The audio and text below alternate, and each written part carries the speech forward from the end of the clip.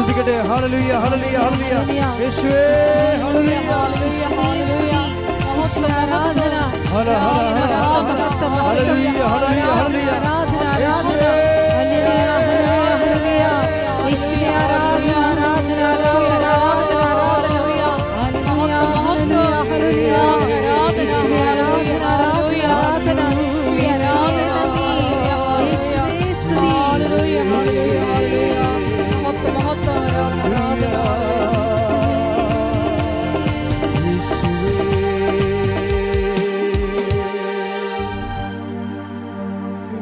എല്ലാ ദിവസവും 5:30 ചെറിയൊരു പ്രത്യക്ഷ പ്രാർത്ഥന, അതിൻ്റെ കൂടെ വരുന്ന അന്നത്തെ ആവശ്യത്തിന് വേണ്ടിയുള്ള നിയോഗ പ്രാർത്ഥന, അതിനു വേണ്ടിയുള്ളൊരു ഒരു വചനം, അതിൻ്റെ അന്നത്തെ എക്സ്പ്ലനേഷൻ തന്നിട്ട് നിങ്ങളെ ഞാൻ ആശ്രയിച്ചാണ് എല്ലാ ദിവസവും വിടുന്നത്. അപ്പോൾ അതുകൊണ്ട് തന്നെ 5:30 മണിയാകുമ്പോൾ തന്നെ ഇത് നോക്കിയിട്ട് അത് അപ്പം തന്നെ ഷെയർ ചെയ്യണം. ദൈവത്തിന് വേണ്ടി നിങ്ങൾ ചെയ്യണ ഒരു ദിവസത്തെ ആദ്യത്തെ പുണ്യപ്രവൃത്തി ഇത് കാണുന്നത്, അത് ഷെയർ ചെയ്യുന്നതുമായിരിക്കണം. അപ്പോൾ ദൈവത്തിൻ്റെ വഴിയാണ് മറ്റുള്ളവരെ കൂടി കർത്താവിലേക്ക് നിങ്ങൾ കൊണ്ടുവരുന്നതെന്ന് ദൈവത്തിന് തോന്നിയാൽ തീർച്ചയായിട്ടും ഉടമ്പടിയുടെ ഭാരങ്ങൾ കുറഞ്ഞ് അത് ലഘുവാക്കി തരും കർത്താവ്. അപ്പം അതുകൊണ്ട് സുവിശേഷ പ്രവർത്തനം ഈ കാലത്ത് ചെയ്യാൻ കഴിയണത് വലിയൊരു അനുഗ്രഹമാണ്. പരിശുദ്ധ പരമദിവ്യകാരുണ്യത്തിന് പരിശുദ്ധ പരമദിവ്യകാരുണ്യത്തിന് പരിശുദ്ധ പരമദിവ്യകാരുണ്യത്തിന് നിന്റെ പ്രിയപ്പെട്ടവരെ ഇപ്പോഴ് പ്രാർത്ഥിച്ചപ്പോഴ് ജസ്റ്റ് വചനം പ്രാർത്ഥിച്ച് ഓപ്പൺ ചെയ്തപ്പോൾ കിട്ടിയ സന്ദേശം സഖറിയായുടെ പുസ്തകമാണ്. സഖറിയ 8-ാം അധ്യായം 12-ാമത്തെ വാക്യം. സഖറിയ 8-ാം അധ്യായം 12-ാമത്തെ വാക്യമാണ് ഇപ്പോഴീശോ പ്രാർത്ഥനയെ സന്ദേശമായി നമുക്ക് നൽകുന്നതെന്ന് കരുതാം. വായിച്ചോളൂ. ഞാൻ സമാധാനം വിതയ്ക്കും, മുന്തിരി ഫലം നൽകും, നിലം വിളവ് നൽകും, ആകാശം മഞ്ഞു പൊഴിക്കും. ഈ ജനത്തിൽ അവശേഷിക്കുന്നവർ ഇതെല്ലാം അവകാശമാക്കാൻ ഞാൻ ഇടയാക്കും. ഇപ്പം നമ്മൾ ജസ്റ്റ് നിങ്ങൾ കണ്ടതാണ്, അച്ഛൻ ജസ്റ്റ് പ്രാർത്ഥിച്ച് വിശ്വാസപ്രമാണം ചൊല്ലി വചനം തുറന്നപ്പോൾ കർത്താവ് നൽകിയ സന്ദേശമാണ്. എന്താണിത്? സഖറിയായുടെ പുസ്തകത്തിൽ 12-ാം അധ്യായം 8-ാമത്തെ അധ്യായം 12-ാമത്തെ തിരുവചനം എന്താ പറയണത്? പറഞ്ഞ് ഞാൻ സമാധാനം വിതയ്ക്കും, മുന്തിരി ഫലം നൽകും, നിലം വിളവ് നൽകും, ആകാശം മഞ്ഞു പൊഴിക്കും. ഈ ജനത്തിൽ അവശേഷിക്കുന്നവർ ഇതെല്ലാം അവകാശമാക്കാൻ ഞാൻ ഇടയാക്കും. അധ്വാനത്തിൻ്റെ മുന്തിരി ഫലം നൽകുമെന്ന് പറയുന്നത് നമ്മുടെ അധ്വാനത്തിന് ഫലം ലഭിക്കുമെന്നാണ്. പിന്നെന്താ അതിൻ്റെ അത് പറയണത്? മുന്തിരി ഫലം നൽകും, പിന്നെ നിലം വിളവ് നൽകും. അതും സെയിമാണ്. നമ്മൾ ഏത് മേഖലയാണ് ജീവിത സാധാരണ മാർഗമായിട്ട് ഉപയോഗിക്കുന്നത്, ആ മേഖലയിൽ നിന്ന് നിനക്ക് അഭിവൃദ്ധിയും അനുഗ്രഹവും ഉണ്ടാകുമെന്നാണ്. ഞാൻ സമാധാനം വിതയ്ക്കും, അതായത് നിനക്ക് സമാധാനം ലഭിക്കുകയും ചെയ്യാം. ഇപ്പോഴ് ഭാവിയിൽ സംഭവിക്കാൻ പോകുന്ന കാര്യങ്ങളാണ് സൂചിപ്പിക്കുന്നത്. വിതയ്ക്കും, സമാധാനം വിതയ്ക്കും, മുന്തിരി ഫലം നൽകും, നിലം വിളവ് നൽകും. ഇങ്ങനെയൊക്കെ പറയുന്നതിന് നമ്മൾ ബൈബിളിൽ പറയണത് പ്രത്യാശ നിറച്ചു നൽകുന്നതിന് ബൈബിളിൽ പറയുന്ന വാക്ക് വാഗ്ദാനമെന്നാണ്. ദൈവത്തിൻ്റെ വാഗ്ദാനമാണത്. നിങ്ങൾക്കറിയാമല്ലോ, ഉടമ്പടിയുടെ ഒരു നിലനിൽപ്പ് തന്നെ അടിസ്ഥാനം ആശ്രയം എന്താണ്? ഉടമ്പടി എന്തിനാണ് ബേസ് ചെയ്യണത്? ഉടമ്പടി ബേസ് ചെയ്യണത് ദൈവത്തിൻ്റെ വാഗ്ദാനങ്ങളെയാണ്. അതെപ്പോഴും നമ്മൾ മനസ്സിലാക്കണം, ദൈവത്തിൻ്റെ വാഗ്ദാനങ്ങളെയാണ്. ദൈവം കുറേ വാഗ്ദാനങ്ങൾ തന്നിട്ടുണ്ട് മനുഷ്യന്. എനിക്കതിനെക്കുറിച്ച് അറിവ് കിട്ടിയത് ഞാൻ പണ്ട് നിങ്ങളോട് പറഞ്ഞിട്ടുണ്ടത്. കോവിഡൊക്കെ വന്ന് നിങ്ങൾക്കൊക്കെ 8 ദിവസം കഴിയുമ്പോഴൊക്കെ കോവിഡ് മാറത്തില്ലേ? ഇപ്പം എനിക്ക് 1 മാസം നിന്നായിരുന്നു. മെഡിക്കൽ ഉള്ള ആൾക്കാർക്ക് തന്നെ ഡൗട്ട് എന്താ, ഇതെന്താ ഈ 1 മാസത്തേക്ക് പോണത്? കാര്യം ഇതിൻ്റെ ഈ പതിര മുഴുവനും ബ്ലോക്കാകുകയല്ലേ, അപ്പോൾ ചിലപ്പോൾ ശ്വാസം കിട്ടത്തില്ല. പക്ഷേ അപ്പോൾ ഇങ്ങനെ 1 മാസത്തേക്ക് പോകുമ്പോൾ ഡൗട്ട്, അത് കാരണമാണ് ഈ പ്രയാസം കൊണ്ടത്. ഈ പ്രയാസ സമയത്താണ് കർത്താവ് വാഗ്ദാനങ്ങളെക്കുറിച്ച് എന്നോട് ആദ്യം സംസാരിച്ചത്. ഈ പ്രയാസ സമയത്ത് നൽകിയിട്ടുള്ള ബൈബിൾ നോട്ടുകളാണ്. ഞാനവിടെ അപ്പോൾ ഞാനൊരു കട്ടിലേൽ ഇങ്ങനെ ചുമക്കുന്ന കാരണം ഇങ്ങനെ നെഞ്ചൊക്കെ പൊക്കി കിടക്കുകയാണ്. അപ്പോൾ ഈ സമയത്ത് കയ്യിലൊരു കൈ കൊന്തയും അപ്പുറത്തെ ഇടത് വശത്ത് ബൈബിളും ഇരിപ്പുണ്ട്. അപ്പം ഇങ്ങനെ ഈ കിടക്കുന്ന സമയത്ത് കർത്താവ് കുറേ കാര്യങ്ങൾ പറയും. ആ ദൈവത്തിന് എപ്പോഴും നമ്മുടെ ഈ ക്ഷീണകാലങ്ങൾ, അതുപോലെ തന്നെ ക്ഷീണകാലങ്ങൾ, അതുപോലെ തന്നെ നമ്മളുടെ എന്തെങ്കിലും തരത്തിലുള്ള നമ്മളിങ്ങനെ ഒറ്റപ്പെട്ടു പോകുന്ന കാലങ്ങൾ, ചിലപ്പോൾ നിങ്ങളുടെ വീട്ടിലുള്ള ആൾക്കാരുടെ പ്രിയപ്പെട്ടവരുടെ വിയോഗമായിരിക്കാം, അല്ലെങ്കിൽ നിങ്ങളുടെ പ്രിയപ്പെട്ടവർ, നിങ്ങളെ ഇത്രയും നാൾ വിശ്വസിച്ച ആൾക്കാർ നിങ്ങളെ തെറ്റിദ്ധരിക്കുകയും അവർ വേറെ ശത്രുപാളയത്തിലേക്ക് പോവുകയും ചെയ്യുമ്പോഴൊക്കെ നിങ്ങൾക്ക് ഒറ്റപ്പെടലുണ്ടാവും. അപ്പം നിങ്ങൾക്ക് നിരാശയും ഒക്കെ ഭയമൊക്കെ ഉണ്ടാവും, സങ്കടമൊക്കെ ഉണ്ടാവും. ലോകം കളിപ്പാണെന്നൊക്കെ നമുക്ക് തോന്നും.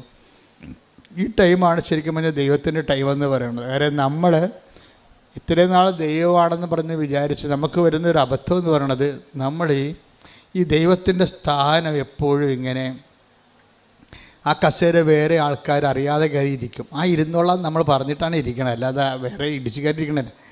ദൈവത്തിൽ ഇരിക്കേണ്ട സ്ഥാനത്ത് വേറെ ആൾക്കാർ കയറിയിരിക്കും. അതെന്ന് വെച്ചാൽ നമ്മൾ പറഞ്ഞിട്ടാണ്, നമ്മുടെ അനുവാദത്തോടെ അവിടെ ഇരിക്കണത്. അപ്പം അവരവിടെ നിന്നൊരു പോകത്തില്ല. അതാണ് പ്രശ്നം. പിന്നെ അവരെ കളയാൻ വേണ്ടി ദൈവത്തിൻ്റെ ഓരോ ചില നടപടിക്രമങ്ങളുണ്ട്. നീ ദൈവവേദലാണെങ്കിലേ ഉള്ളൂ ദൈവം അവരെ കളയത്തുള്ളൂ. ദൈവവേദ അല്ലെങ്കിൽ മരണം വരെ ആ സാധനം അവിടെ എത്തിക്കേണ്ടി പോലെ ഇരിക്കും. ചിലപ്പോൾ ഒരു വ്യക്തിയാകാം, ചിലപ്പോൾ നിൻ്റെ സംഘടനയാകാം, ചിലപ്പോൾ നിങ്ങളുടെ സംഘടനാ പ്രവർത്തനം കൊണ്ട് പ്രാർത്ഥിക്കാൻ പറ്റാത്തവരില്ലേ, പ്രവർത്തനം തലക്ക് കയറിയിട്ട്. അപ്പോൾ അതാണ് ശരിയെന്നും പറഞ്ഞ് അവരങ്ങനെ കുറച്ച് നാളവിടെ ബുദ്ധി അവരോട് പറയും, ഇതാണ് ശരി. ഒരു കുർബാന കാണുന്നതിനേക്കാൾ വലുതാണ് മനുഷ്യന് വേണ്ടി അധ്വാനിക്കുന്നത്, നീതിക്ക് വേണ്ടി പോരാടുന്നത്. അപ്പോൾ ഇവരുടെ ഈ ബ്രെയിൻ ഇവരെ ഹൈജാക്ക് ചെയ്യും.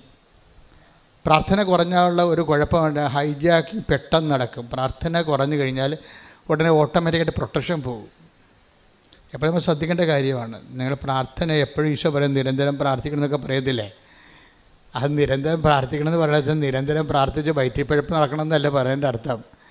നിരന്തരം പ്രാർത്ഥിച്ചാൽ നീ ദൈവത്തിൻ്റെ ഒരു പ്രൊട്ടക്ഷനിലാകും. അതും പ്രധാനപ്പെട്ട കാര്യമാണ്. നമ്മുടെ ജീവിതത്തിൽ എന്ത് സംഭവിക്കുന്നു എന്നല്ല പ്രശ്നം, whether we have protected or not. എന്ത് സംഭവിച്ചാലും സംരക്ഷണം കിട്ടിയില്ലെങ്കിൽ ഈ നമ്മൾ നേടിയ കാര്യങ്ങളെല്ലാം, കർത്താവ് ചോദിക്കുന്ന ഒരു കാര്യമുണ്ട്, നീ നേടിയതെല്ലാം ആരുടേതാകുമെന്ന്. Take the word of God. നേടിയതെല്ലാം ആരുടേതാകും. ശ്രുതിക്കട്ടെ ഹല്ലേലൂയ. യേശുവേ നന്ദി, യേശുവേ സ്തുതി, ഹല്ലേലൂയ. യേശുവേ ആരാധന, ആരാധന, ആരാധന. യേശുവേ നന്ദി, മഹത്വം, മഹത്വം, മഹത്വം. ഹല്ലേലൂയ, ഹല്ലേലൂയ, ഹല്ലേലൂയ. ലൂക്ക 12:20. ലൂക്ക 12:20 പ്രധാനപ്പെട്ടൊരു വാക്കാണത്. പറ. എന്നാൽ ദൈവം അവനോട് പറഞ്ഞു. എന്നാൽ ദൈവം അവനോട് പറഞ്ഞു, ഭോഷ ഈ രാത്രി നിന്റെ ആത്മാവിനെ നിന്നിൽ നിന്ന് ആവശ്യപ്പെടും. അപ്പോൾ നീ ഒരുക്കി വെച്ചിരിക്കുന്നവ ആരുടേതാകും. എന്ന് വെച്ചതിൻ്റെ അർത്ഥം അന്യാധീനപ്പെട്ടു പോകുമെന്നാണ്.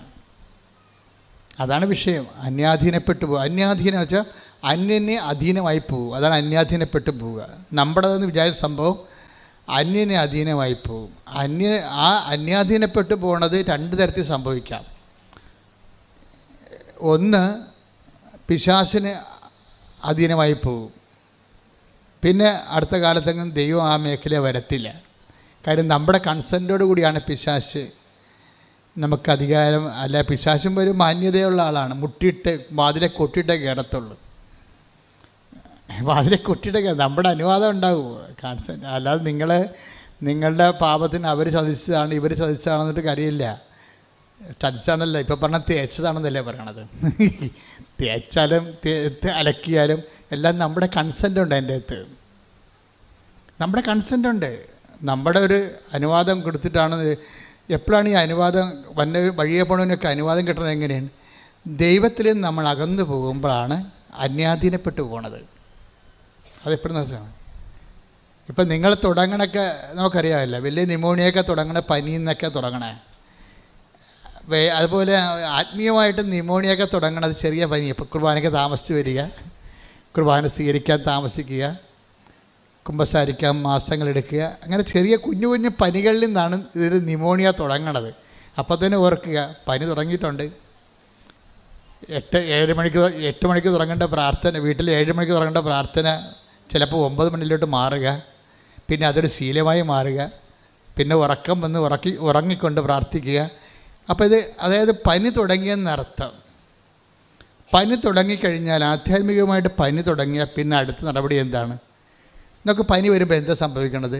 രുചി പോകും, ഇല്ലേ? രുചി പോകത്തില്ലേ? നമ്മുടെ ഭക്ഷണം, നല്ല പനിയുള്ള ആൾക്കാർക്ക് എന്ത് കഴിച്ചാലും രുചി അറിയാൻ പറ്റത്തില്ല, എല്ലാം ചവറായിട്ടിരിക്കും. അതുപോലെ തന്നെ ആരാധന ചവറ്, ജപമാല ചവറ്, ഒന്നും രുചി തോന്നണില്ല. പിന്നെ വീട്ടുകാരുടെ ബുദ്ധിമുട്ട് കൊണ്ട് നമ്മളിങ്ങനെ കാട്ടിക്കൂട്ടി എന്തെങ്കിലും ആക്കി തീർക്കുന്നതാണ് പ്രാർത്ഥന. അപ്പോൾ ഇതിങ്ങനെ ചവറാകുമ്പോൾ അറിയിക്കുക ആത്മാവിന് നല്ല പനിയായിട്ടുണ്ടെന്ന് മനസ്സിലാക്കുക. കാര്യം പ്രാർത്ഥനയെന്ന് പറയുമ്പോൾ ഭയങ്കര മധുരമുള്ള ഏർപ്പാടാണ്. കഴിഞ്ഞ ദിവസങ്ങളിൽ നവംബർ 7-ാം തീയതി ഞാൻ വെളുപ്പിൻ്റെ കർത്താവ് എന്നോട് പറഞ്ഞത് കംപ്ലീറ്റ് സൈലൻസ്, കംപ്ലീറ്റ് റിഫ്ലക്ഷൻ എന്ന് പറഞ്ഞു. അപ്പോൾ ഞാൻ അപ്പം തന്നെ ചാടി എഴുന്നേറ്റ് മുറിക്കൊണ്ട് എൻ്റെ നോട്ട് ബുക്കിൽ എഴുതി വെച്ച് കംപ്ലീറ്റ് സൈലൻസ്, കംപ്ലീറ്റ് റിഫ്ലക്ഷൻ എന്ന് വെച്ച് കഴിഞ്ഞാൽ എന്തോ something is going to happen, നീ അതിനെക്കുറിച്ച് ഒത്തിരി റെസ്പോണ്ട് ചെയ്യേണ്ടെന്നാണ് പറയണത്. ദൈവത്തിൻ്റെ ഒരു രീതി അതാണ്. വരാൻ പോകുന്ന കാര്യങ്ങൾ അവൻ നിന്നോട് പറയും. Take the word of God. വരാൻ പോകുന്ന കാര്യങ്ങൾ സ്തുതിക്കട്ടെ. ഹല്ലേലൂയ, ഹല്ലേലൂയ, ഹല്ലേലൂയ. യേശുവേ നന്ദി, യേശുവേ സ്തുതി. ഹല്ലേലൂയ, ഹല്ലേലൂയ, ഹല്ലേലൂയ, ഹല്ലേലൂയ, ഹല്ലേലൂയ. യേശുവേ ആരാധന, ആരാധന, ആരാധന. യേശുവേ നന്ദി, മഹത്വം, മഹത്വം, മഹത്വം. ആരാധന, ആരാധന, ആരാധന,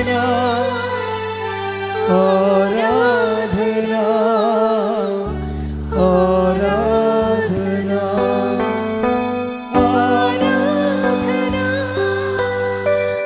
ആരാധന, ആരാധന, ആരാധന. യോഹന്നാൻ 16:14. യോഹന്നാൻ 16:14. അവൻ സ്വമേധയാ ആയിരിക്കില്ല സംസാരിക്കുന്നത്. ഇത് പറഞ്ഞ അവൻ സ്വമേധയാ ആയിരിക്കില്ല സംസാരിക്കുന്നത്. അവൻ കേൾക്കുന്നത് മാത്രം സംസാരിക്കും. വരാനിരിക്കുന്ന കാര്യങ്ങൾ അവൻ നിങ്ങളെ അറിയിക്കും.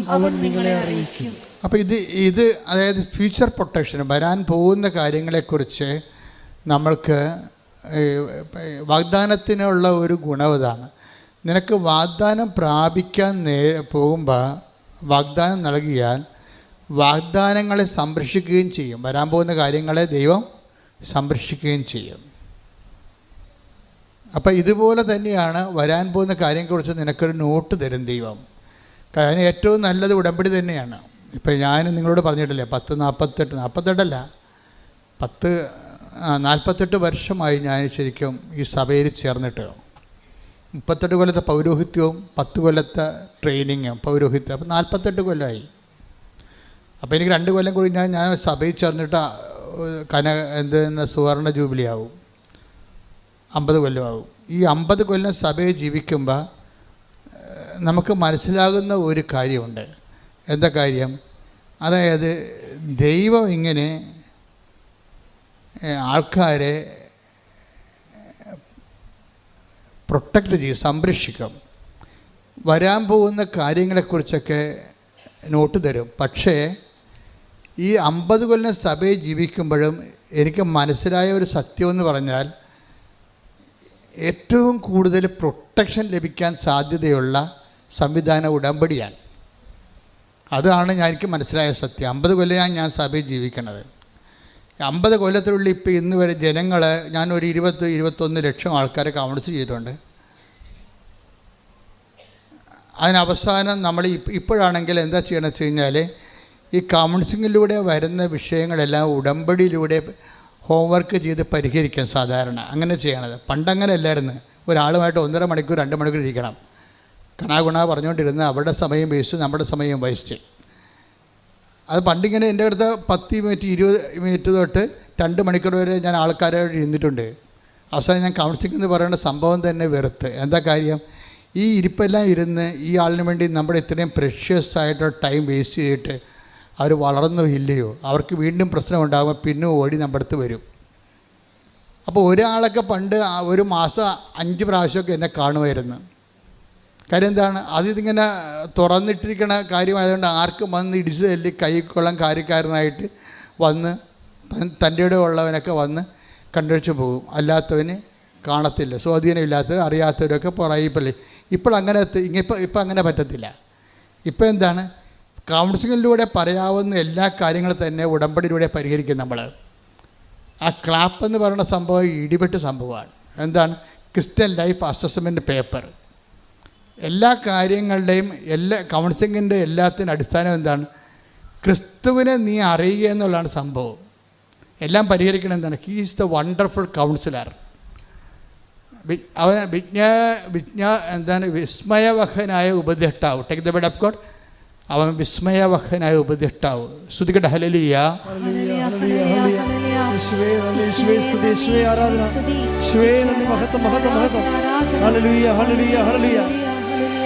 ഏശയ്യ 9:6. ഏശയ്യ 9:6. എന്തെന്നാൽ നമുക്ക് ഒരു ശിശു ജനിച്ചിരിക്കുന്നു. ഒരു ശിശു ജനിച്ചിരിക്കുന്നു. നമുക്ക് ഒരു പുത്രൻ നൽകപ്പെട്ടിരിക്കുന്നു. ആധിപത്യം അവന്റെ ചുമലിലായിരിക്കും. വിസ്മയനായ ഉപദേഷ്ടാവ്, ശക്തനായ ദൈവം, നിത്യനായ പിതാവ്, സമാധാനത്തിന്റെ രാജാവ് എന്ന് അവൻ വിളിക്കപ്പെടും. God is the wonderful councillor. പിതാവായ ദൈവ സങ്കീർത്തനങ്ങളെല്ലാം പറയണത് God is the wonderful councillor എന്നാണ്. ദൈവമാണ് ഏറ്റവും വിസ്മയവഹന ഉപദേഷ്ടാവ്. പിന്നീട് ഈ ഉപദേശത്തിൻ്റെ സാന്ത്വനങ്ങളിലേക്ക് വചനം മാംസമാക്കിക്കൊണ്ട് ക്രിസ്തുവിനെ ദൈവം അവതരിപ്പിക്കും. അപ്പോൾ ക്രിസ്തുവിനെയാണ് പിന്നെ ഐസയ്യ 9:6 പറയണത്. നമുക്കൊരു ശിശു ജനിച്ചിരിക്കുന്നു. അവൻ ആരാണ്? അവൻ വിസ്മയാവഹനായ ഉപദേഷ്ടാവ്. അപ്പോൾ ക്രിസ്തു ആരാണ്? കൗൺസിലറാണ്. അപ്പോൾ ഏറ്റവും വലിയ കൗൺസിലർ ആരാണ്? ക്രിസ്തുവാണ്. ഉടമ്പടി ലക്ഷ്യം വെക്കണത് ക്രിസ്തുവിനെ എങ്ങനെ ഇന്നാക്കാൻ പറ്റും അല്ലേ? ആൾക്കാർ ഈ ക്രിസ്ത്യാനികളെ എന്താ വിളിക്കണം? ക്രൈസ്റ്റ് ഇൻ അല്ലേ? ക്രിസ്ത്യാനിയെ വിളിക്കണം എന്താണ്? Christ in. ക്രിസ്തു അകത്തുള്ളവൻ. ഈ ക്രിസ്തുവിനെ എങ്ങനെയാണ്, ഏത് ഫോർമുല ഉപയോഗിച്ചാണ് ഒരു വ്യക്തിയുടെ ജീവിതത്തിലോട്ട് കയറ്റാൻ പറ്റണതെന്നാണ് ആധ്യാത്മികമായ അന്വേഷണം. എൻ്റെ 50 കൊല്ലത്തെ അന്വേഷണമാണ്. അങ്ങനെയാണ് ദൈവം നമുക്ക് ഉടമ്പടി വെളിപ്പെടുത്തി തരണത്. ഉടമ്പടിയിലേക്ക് വരുമ്പോൾ എന്താ പറയണത്? എല്ലാ വാഗ്ദാനങ്ങളും ക്രിസ്തുവിലെ അതേ തന്നെയാണ്.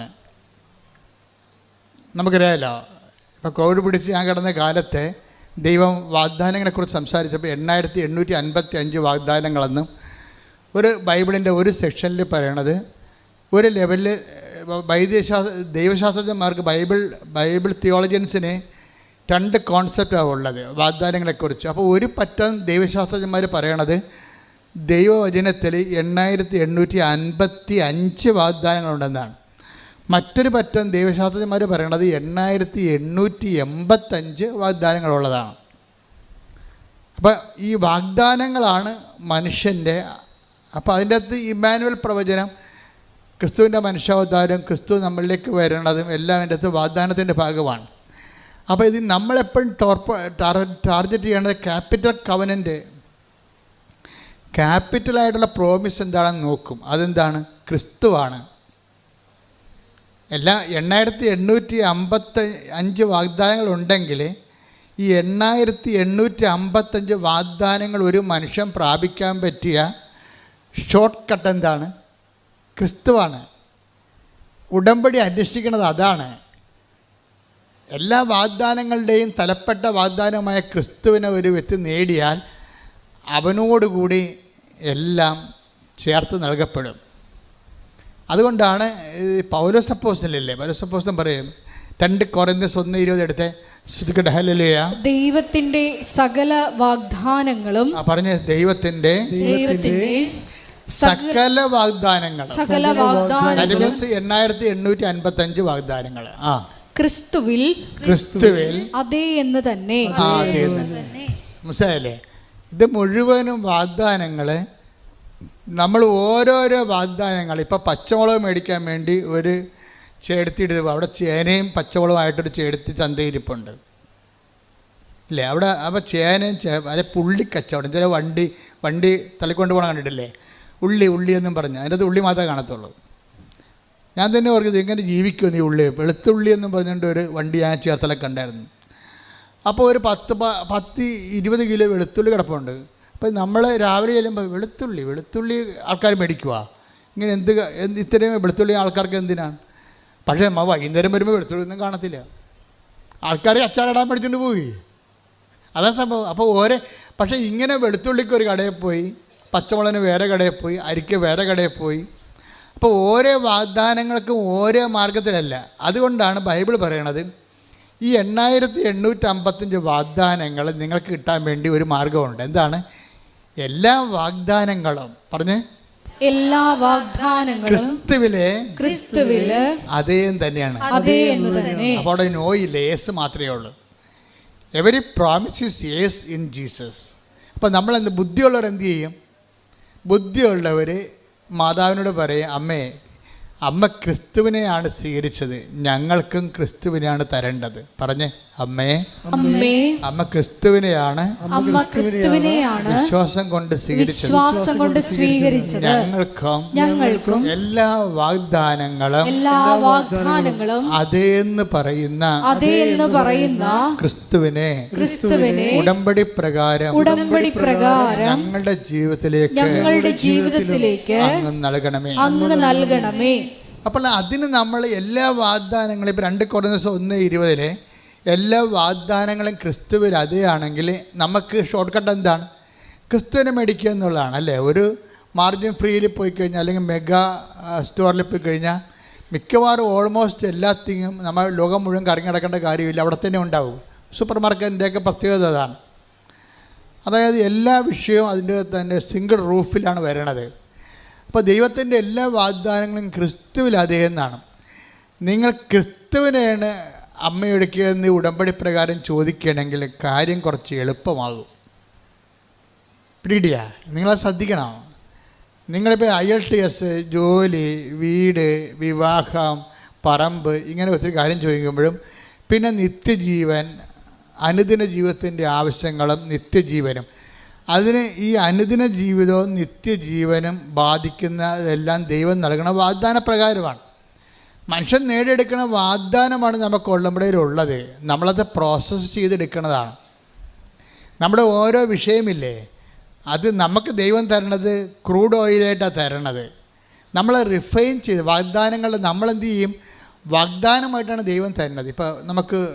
ഇപ്പോൾ ഒരു വിമാനം പറപ്പിക്കുന്ന ഓയിൽ എന്താണത്? Aviation oil. അതെന്താ? പെട്രോൾ തന്നെ വീണ്ടും റിഫൈൻ ചെയ്ത് എടുക്കുന്നതാണ്. പെട്രോളിന് മുമ്പ് ഡീസൽ ഉണ്ടാവും, ഡീസലിന് മുമ്പ് ക്രൂഡ് ഓയിൽ ഉണ്ടാവും. അപ്പോൾ ക്രൂഡ് ഓയിലാണ് കുഴിച്ചെടുക്കുന്നത്. ഞാൻ കോയിലൊക്കെ ചെന്നപ്പോൾ എണ്ണപ്പാടത്ത് പോയായിരുന്നു. അപ്പോൾ മുഴുവൻ എണ്ണപ്പാടമാണ്. എല്ലായിടത്തും ഇങ്ങനെ എണ്ണ ഡിഗ് ചെയ്യുന്ന മെഷീൻ വെച്ചിട്ടുണ്ട്. അവിടെ എല്ലാം ഫയർ സേഫ്റ്റി സംവിധാനം ഒരുക്കിയിട്ടുണ്ട്. അവിടുത്തെ മണ്ണെല്ലാം ഇങ്ങനെ എണ്ണയുമായിട്ട് കുഴഞ്ഞു മറിഞ്ഞൊരു മണ്ണാണ്.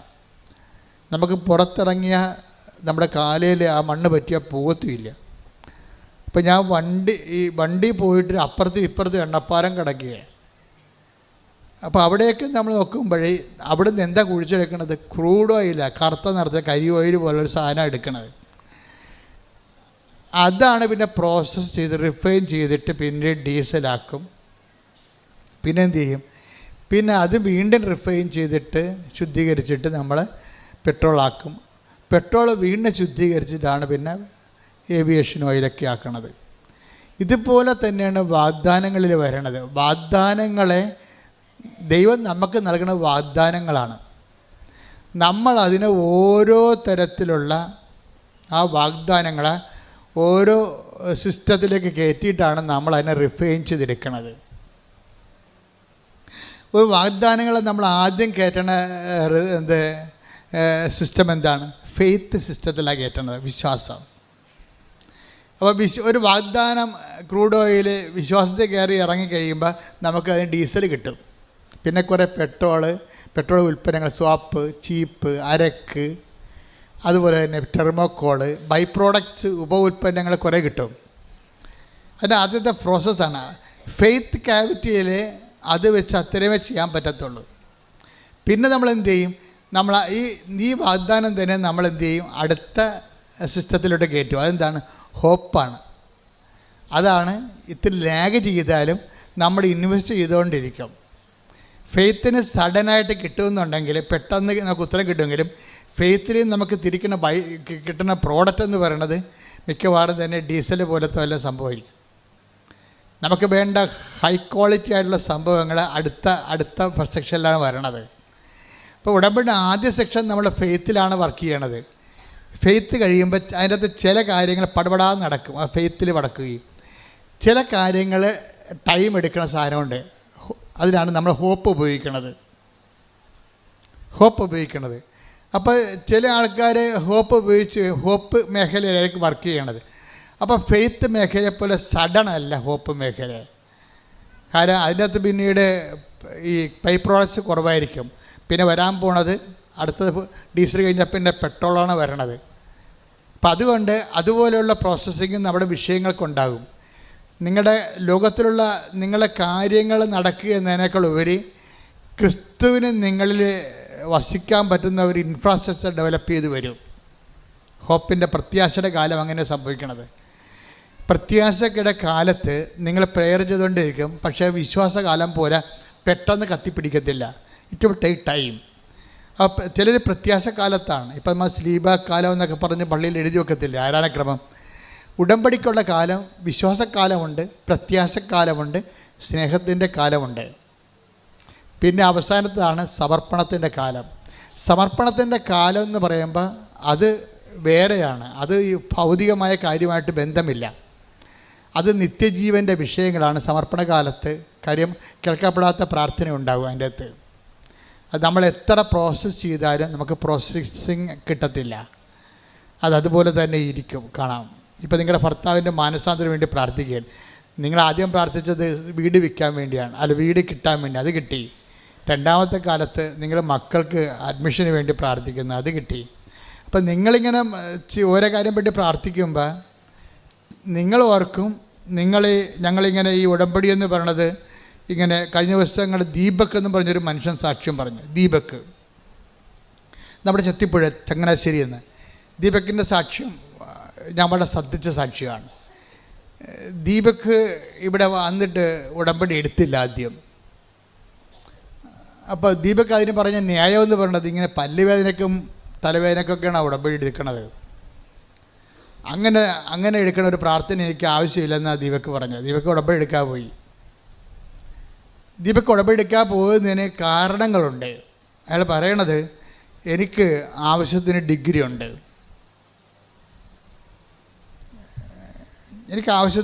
ഉണ്ട്, പിന്നെ എന്താ ഉള്ളത്, എനിക്ക് ആവശ്യത്തിന് ആരോഗ്യമുണ്ട്. അതൊക്കെ ശരിയാണ്, അയാളെ കണ്ടാൽ പറയുന്നത് നല്ല ആരോഗ്യമുള്ള മനുഷ്യനാണ്. പിന്നെന്താ, എനിക്ക് നല്ല സൗന്ദര്യമുണ്ട്, നല്ല പേഴ്സണാലിറ്റി ഉണ്ട്. അപ്പോൾ എനിക്കിപ്പോൾ ഇതിനു വേണ്ടി ഉടമ്പടി എടുത്തിട്ടൊന്നും കാണിക്കാനില്ല. അതാണ് ദീപക് തിരിച്ചു പോയത്. കാര്യം എന്താ, എനിക്ക് ആവശ്യത്തിന് എക്സ്പീരിയൻസ് ഉണ്ട് എൻ്റെ പ്രൊഫഷനിൽ. പിന്നെ എനിക്ക് ആവശ്യത്തിന് ആരോഗ്യമുണ്ട്, ആവശ്യത്തിന് പേഴ്സണാലിറ്റി ഉണ്ട്, ആര് കണ്ടാലും അക്സെപ്റ്റ് ചെയ്യണ ഒരു പേഴ്സണാലിറ്റി ഉണ്ട്. അപ്പോൾ എനിക്കിതൊക്കെ മതി. പിന്നെ കുറച്ച് ഹാർഡ് വർക്ക്, നമുക്ക് കുറച്ച് നമ്മളൊന്ന് ട്രൈ ചെയ്താൽ മതി, അതൊക്കെ ഓട്ടോമാറ്റിക്കായിട്ട് നടക്കും. അതിനുവേണ്ടി പ്രത്യേകിച്ച് ഉടമ്പടിയൊന്നും എടുക്കേണ്ട കാര്യമില്ല. അപ്പോൾ അയാൾക്ക് നല്ല കോൺഫിഡൻസാണ്. എന്തിൽ അയാളുടെ കപ്പാസിറ്റിയിലുള്ള കോൺഫിഡൻസ് ഭയങ്കരമാണ്. വിദ്യാഭ്യാസം ആവശ്യത്തിനുണ്ട്, ജോബ് എക്സ്പീരിയൻസ് ഉണ്ട്, പിന്നെ എന്താ ഉള്ളത്, നല്ല ആരോഗ്യമുണ്ട്, 10 മനുഷ്യർ കണ്ട തെറ്റ് പറയാത്ത സൗന്ദര്യമുണ്ട്, പേഴ്സണാലിറ്റി. അപ്പോൾ ഇതൊക്കെ നമ്മളൊന്ന് ഇന്ത്യൻ മനസ്സ് വെച്ചാൽ മതി, എല്ലാം നടക്കും എന്നാണ് ദീപക് 13 കൊല്ലം വിചാരിച്ചുകൊണ്ടിരുന്നത്. 13 കൊല്ലം ദീപക് ജീവിത പ്രശ്നങ്ങളെ സമീപിച്ച രീതി എന്താണ്? ഞാൻ ഓക്കെയാണ്, എനിക്ക് ആവശ്യത്തിന് പറഞ്ഞ എല്ലാ ഡിമാൻഡ്സും സാറ്റിസ്ഫൈ ചെയ്യാനുള്ള ഭൗതിക സാഹചര്യമുണ്ട്, ഞാനൊന്ന് മനസ്സ് വെച്ചാൽ മതി, അത്രയേ ഉള്ളൂ. പക്ഷേ ദീപക് പറയണത്, ഞാനിങ്ങനെ മനസ്സ് വെച്ചിട്ടും എനിക്കൊരു പ്രൊമോഷൻ ആകണില്ല. എനിക്ക് കിട്ടിയ മിനിമം ശമ്പളത്തിലൊരു ജോലി ഞാൻ ചെയ്തുകൊണ്ട് അങ്ങനെ പോവുകയാണ്. അതിൽ നിന്ന് എനിക്ക് എൻ്റെ കപ്പാസിറ്റി അനുസരിച്ച് അതിൻ്റെ ഇരട്ടി ശമ്പളം കിട്ടാനുള്ള പ്രൊമോഷൻ കിട്ടേണ്ടതാണ്. പക്ഷേ 13 ഞാൻ കിട്ടും, ഇപ്പം കിട്ടും, നാളെ കിട്ടുമെന്നും പറഞ്ഞുകൊണ്ട് ഞാൻ എൻ്റെ ആരോഗ്യത്തിലും സൗന്ദര്യത്തിലും എൻ്റെ സർട്ടിഫിക്കറ്റിലും ഒക്കെ വിശ്വസിച്ചുകൊണ്ട് ഞാനിങ്ങനെ 13 കൊല്ലം എൻ്റെ ഇത് തളയിരിക്കും. പിന്നീട് 13ാമത്തെ കൊല്ലം എനിക്ക് മനസ്സിലായി, ഞാൻ വൈഫിൻ്റെ കൂടെ ഇവിടെ വന്നതാണ്. അപ്പോൾ എനിക്ക് മനസ്സിലായി, ഇവിടെ ആൾക്കാർക്ക് ഉടമ്പടിയെടുത്ത് സാക്ഷ്യം പറയണതൊക്കെ ഇങ്ങനെ ഓരോരോ കാര്യത്തിന് ഉടമ്പെടുക്കേണ്ട കാര്യമില്ല. ആ സാക്ഷ്യമൊക്കെ കേട്ടപ്പോൾ അയാൾക്ക് അങ്ങനെ ഇഷ്ടപ്പെട്ടില്ല. കാരണം മനുഷ്യന്മാരൊക്കെ ഓരോ സാക്ഷ്യം പറയേണ്ടത് അയാളേക്കാൾ ക്വാളിറ്റി കുറഞ്ഞ മനുഷ്യരാണ്, അതാണ് പുള്ളി നോക്കണത്. അയാളേക്കാൾ ക്വാളിറ്റി കുറഞ്ഞ ആൾക്കാർ അവരുടെ കുറച്ച് ഭൗതിക കാര്യങ്ങൾക്ക് വേണ്ടി ഏതാണ്ടൊക്കെ എഴുതിയിട്ട് പ്രാർത്ഥിക്കണം, എന്ത് പരിപാടിയാണ് ഇതൊന്നും എനിക്ക് ആവശ്യമില്ല എന്നുള്ളതാണ് ദീപകിൻ്റെ കിട്ടിയ ഇവിടെ വന്നപ്പോൾ കിട്ടിയ ഒരു അസസ്മെൻ്റ്. അതാണ്. അതിന് അദ്ദേഹം 2 പ്രാവശ്യം ഉടമ്പെടുക്കാൻ പോയി. പക്ഷേ ലൈഫിനാണെങ്കിൽ ഒരു മാറ്റമില്ല. തൻ്റെ പഴയ ജോലിയും ആ മിനിമം ശമ്പളവും ഒക്കെ ആയിട്ട് ജീവിക്കുന്നു. പക്ഷേ കുഞ്ഞുങ്ങളൊക്കെ വളർന്നു വരണ കാരണം കൂടുതൽ ഫൈനാൻസ് സാമ്പത്തികം വേണം. പക്ഷേ തനിക്ക് മുടക്കാൻ പറ്റണില്ല. തൻ്റെ കഴിവനുസരിച്ച് ജോലി കിട്ടണമില്ല, അതിൻ്റെ പറ്റിയ ഉയർന്ന ജോലി കിട്ടണില്ല. എല്ലാ ഇൻ്റർവ്യൂവിനും പോകും, അവർ ഓക്കെ ആണെന്ന് പറയും, പക്ഷേ ജോലി കിട്ടത്തില്ല. എന്നിട്ട് പഴയ ജോലി തന്നെ കണ്ടിന്യൂ ചെയ്യും. അങ്ങനെ 13 വർഷം. 13 വർഷം കഴിഞ്ഞപ്പോഴാണ് പുള്ളിക്ക് തോന്നി, ഇനിയിപ്പോൾ എൻ്റെ കയ്യിൽ നിന്ന് പോയല്ലോ എന്ന് വിചാരിച്ചു. അതാണ് വിഷയം. ഉടമ്പടിയിലോട്ട് മനുഷ്യൻ വരണ ഒരു ടൈമെന്ന് പറയണത് ജീവിതം നമ്മുടെ കയ്യിൽ നിന്ന് പോകണം പോലെ നമുക്ക് തോന്നണം. നിങ്ങൾക്ക് പലപ്പോഴും അങ്ങനെ തോന്നിയല്ല ഉടമ്പടി എടുത്തിരിക്കണത്. നിങ്ങളുടെ കൂട്ടുകാരത്തി ഉടമ്പടി എടുക്കാൻ പോയപ്പോൾ എന്നാൽ ഞാനും വന്നെന്ന് പറയും. എനിക്ക് ഒറ്റയ്ക്ക് പോകാൻ കഴിയല്ലേ, ഞാൻ പല ദിവസമായിട്ട് ഉടമ്പടി എടുക്കണം വിചാരിച്ചതാണ്, അപ്പം നീ ഇപ്പോൾ പോകണ്ടല്ല എന്ന് ഞാനും വന്നു. എന്നിട്ട് ഒന്ന് ആലപ്പുഴ വരികയും ചെയ്യാം, പറ്റുമെങ്കിൽ ഒന്ന് ബീച്ചിൽ പോവുകയും ചെയ്യാം, അല്ലെങ്കിൽ ഉടമ്പടി എടുത്ത്. അപ്പോൾ അവർ തർക്കിക്കണ ഇതാണ്, ആദ്യം ഹൗസ് ബോട്ടിൽ പോയിച്ച് അത് ഉടമ്പടി എടുക്കണം, അത് ഉടമ്പടി എടുത്തിട്ട് ഹൗസ് ബോട്ടിൽ പോകണം. അതാണ് പ്രശ്നം, വേറെ പ്രശ്നങ്ങളൊന്നുമില്ല. പാവത്തുങ്ങൾക്ക് അതും തർക്കിച്ചുകൊണ്ടാണ് വരുന്നത്. അപ്പോൾ ചിലർ പറയും, നമ്മൾ ഹൗസ് ബോട്ടിൽ പോയിച്ചും വരുമ്പോൾ ഉടമ്പടി തീർന്നാൽ എന്ത് ചെയ്യും? എന്നാൽ പിന്നെ അപ്പോൾ പറയാം, എന്നാൽ പിന്നെ നമുക്ക് ഉടമ്പടി എടുത്തിട്ട് ഹൗസ് ബോട്ടിൽ ചെല്ലാം. അപ്പോൾ ഉടമ്പടി എടുത്തിട്ട് ഉടമ്പടിക്ക് എത്ര ദിവസം നേരം വേണം? അത് 4 മണിക്കൂർ വേണം. അപ്പോൾ ഇത് 4 ഇവിടെ, പിന്നെ 1 മണിക്കൂർ ആകുമ്പോൾ 5 മണിക്കൂർ നടന്ന് അവിടെ ചെല്ലുമ്പോൾ 1 മണിക്കൂർ. അപ്പോൾ നമുക്ക് കൊടുക്കേണ്ടത് 7000 രൂപ. 7000 രൂപയ്ക്ക് എത്ര മണിക്കൂർ? നമുക്ക് 5 മണിക്ക് ഇറങ്ങണ്ടേ? അപ്പോൾ അത് നഷ്ടമാണല്ലേ. അപ്പോൾ ഉടമ്പടിയെക്കുറിച്ചല്ല ചിന്തിക്കണത് എന്താണ്? ഹൗസ് ബോട്ടിൽ നമ്മൾ താമസിച്ചത് 4 മണിക്കൂറിൽ നമ്മൾ 6000 രൂപ 8000 രൂപ കൊടുക്കണ്ടേ എന്നാണ് ചിന്തിക്കേണ്ടത്. ഇങ്ങനെ ഉടമ്പടി എടുക്കണവർ ഉണ്ട്, ഇല്ലെന്നല്ല, ഉണ്ട്. അപ്പോൾ ഒരു ടൈം പാസിന് അകവും കാണാം, താളിയും പറിക്കാം, ആലപ്പുഴയും പോകാം, ഉടമ്പടി എടുക്കാം, ഹൗസ് ബോട്ടിൽ പോകാം. അങ്ങനെ വന്നവരാണ് ഈ പണി മേടിക്കുന്നത്. ജീവിതത്തിൽ പെട്ടുപോയി ജീവിതം കയ്യിൽ നിന്ന് പോയെന്ന് ചിന്തിക്കുന്ന ആൾക്കാരില്ലേ, അവർ ഉടമ്പടി എടുത്ത് അതിൻ്റെ അകത്ത് കൊണ്ട് സ്റ്റിക്ക് ഓൺ ചെയ്യും. കാര്യം അവർക്ക് വേറെ ഓപ്ഷൻ ഇല്ല.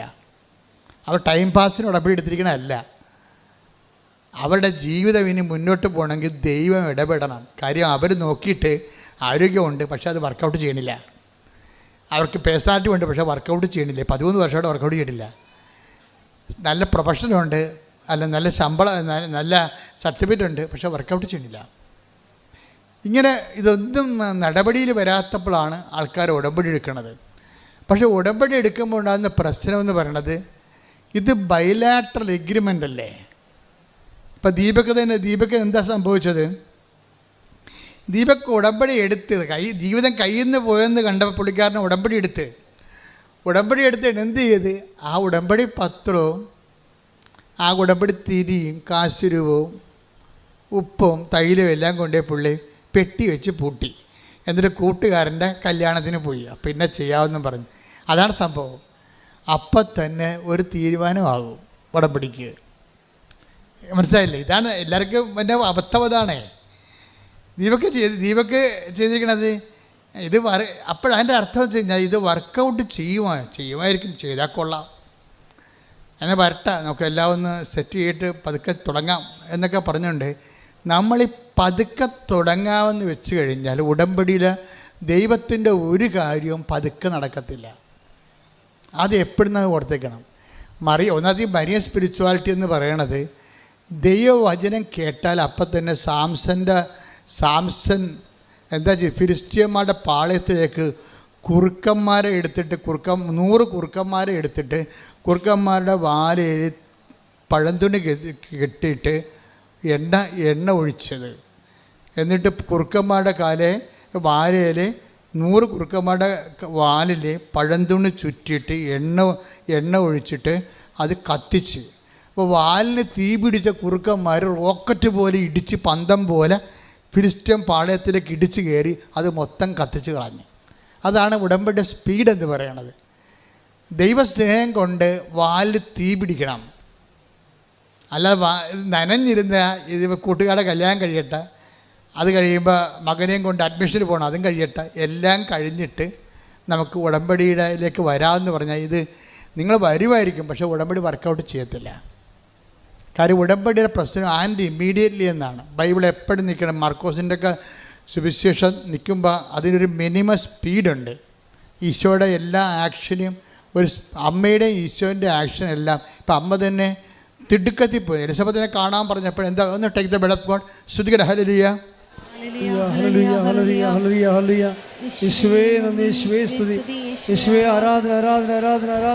ലൂക്ക 1:39. ലൂക്ക 1:39 കേട്ടോ. ആ ദിവസങ്ങളിൽ മറിയം യൂദയായിലെ മലമ്പ്രദേശത്തുള്ള ഒരു പട്ടണത്തിലേക്ക് തിടുക്കത്തിൽ യാത്ര പുറപ്പെട്ടു. അപ്പം മറിയം പോകുമ്പോൾ യാത്ര പുറപ്പെട്ടെന്ന് പറഞ്ഞാൽ മതി. അത് തിടുക്കം പറയേണ്ട ഒരു കാര്യം അവിടെ ഇല്ല. അത് തിടുക്കം പറഞ്ഞില്ലെങ്കിലും ആ ബൈബിൾ ആ വചനം നിന്നോളും. സെൽഫ് സപ്പോർട്ടീവാണ്. പക്ഷേ ഈ ലൂക്ക പറയണം മറിയം ഇങ്ങനെ ചെല്ലട്ടെ എന്ന് പറഞ്ഞാൽ ആൾക്കാർ നടക്കത്തില്ല. അങ്ങനെയല്ല പോയത്. എന്താണ്? ഇടിച്ച് കുത്തി ഒറ്റപ്പോക്കാണ് പോയത്. അതായത് റോക്കറ്റ് സ്പീഡാണ്. ഉടമ്പടിയിൽ നിങ്ങൾ കൈകാര്യം ചെയ്യുന്ന സ്പീഡാണ് ഉടമ്പടിയുടെ ഉടമ്പടി ഫയർ ആകുന്നതിൻ്റെ ഒരു മോഡ്. അതാണ്. അപ്പോൾ എപ്പോഴും നമ്മൾ ചെയ്യണം, ഉടമ്പടി ചെയ്യുമ്പോൾ തളർന്നു കുത്തി ഇനി ആർക്കാണ് ഈ പത്രം കൊടുക്കേണ്ടത്, ആര് മേടിക്കുക, അവരിങ്ങോട്ടേക്കാണ് തിരിച്ചു തരിക, ഇങ്ങനെ അളിഞ്ഞ മോന്ത്യമായിട്ട് ഉടമ്പടി ചെയ്താൽ നിൻ്റെ ജീവിതം ഇങ്ങനെ അളിഞ്ഞിരിക്കേ ഉള്ളത്.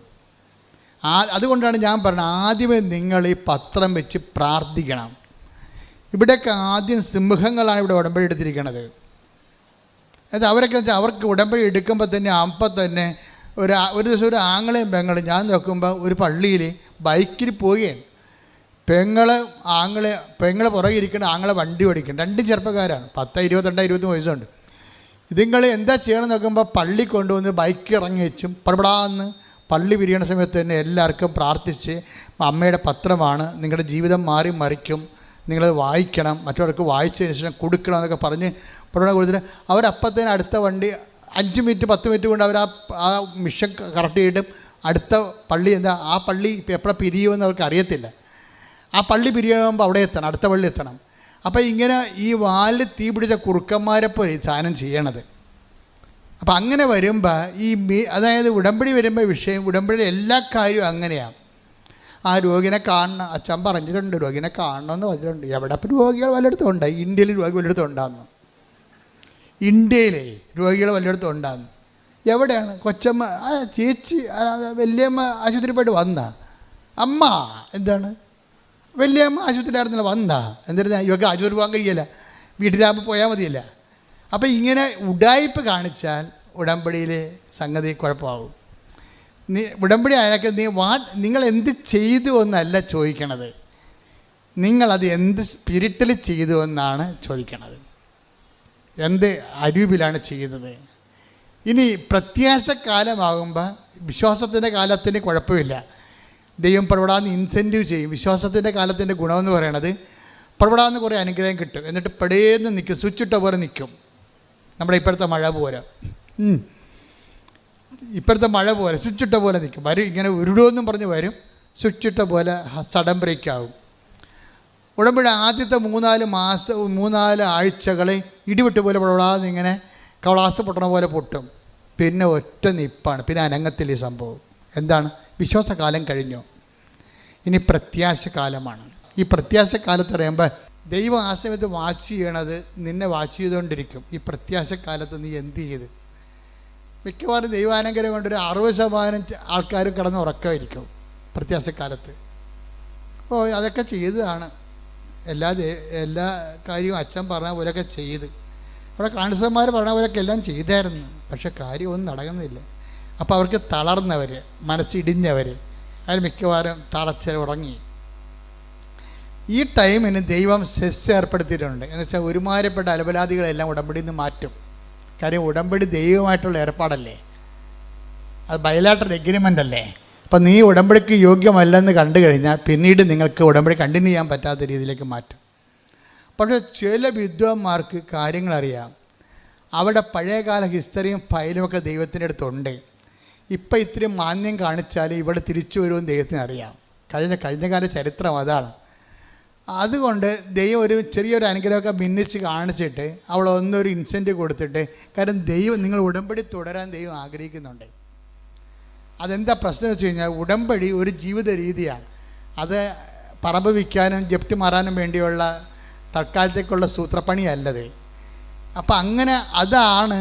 അത് കഴിയുമ്പോൾ ഇത് നിർത്താമെന്നൊക്കെ പറഞ്ഞ് ഉടമ്പടിയിൽ ആ രീതിയിൽ ഉടമ്പടിയെ കാണുന്ന ആൾക്കാരെ കുറച്ച് കഴിയുമ്പോൾ ദൈവം വകഞ്ഞു മാറ്റും, ആ മേഖലയിൽ നിന്ന് മാറ്റും. എന്നിട്ട് ദൈവം നിലനിർത്തും, ബാക്കിയുള്ള 40% നിലനിർത്തും. ഈ 40%-ത്തെക്കുറിച്ചാണ് സക്കറിയ ഇന്ന് പറയണത്. സക്കറിയ ഞാൻ കണ്ടില്ലേ, ഞാൻ കണ്ണും പൂട്ടി വചനം എടുത്തപ്പോൾ എന്താ പറയണത്? അവശേഷിക്കുന്നവർ അവകാശം. Take the word of God. Sakkariya 8:12. Sakkariya 8:12. എന്താ? ഞാൻ സമാധാനം വിതയ്ക്കും. ഞാൻ സമാധാനം വിതയ്ക്കും. മുന്തിരി ഫലം നൽകും. നിലം വിളവ് നൽകും. ആകാശം മഞ്ഞു പൊഴിക്കും. ഈ ജനത്തിൽ അവശേഷിക്കുന്നവർ ഇതെല്ലാം അവകാശമാക്കാൻ ഞാൻ ഇടയാക്കും. അതാ വിഷയം. അവശേഷിക്കുന്നവരാണ് അവകാശം പ്രാപിക്കുന്നത്, അല്ലാതെ ആരംഭശൂരത്വം കാണിക്കുന്നവരല്ല. ഈ ആരംഭശൂരത്വക്കാരെ കർത്താവിന് നല്ലവണ്ണം അറിയാം.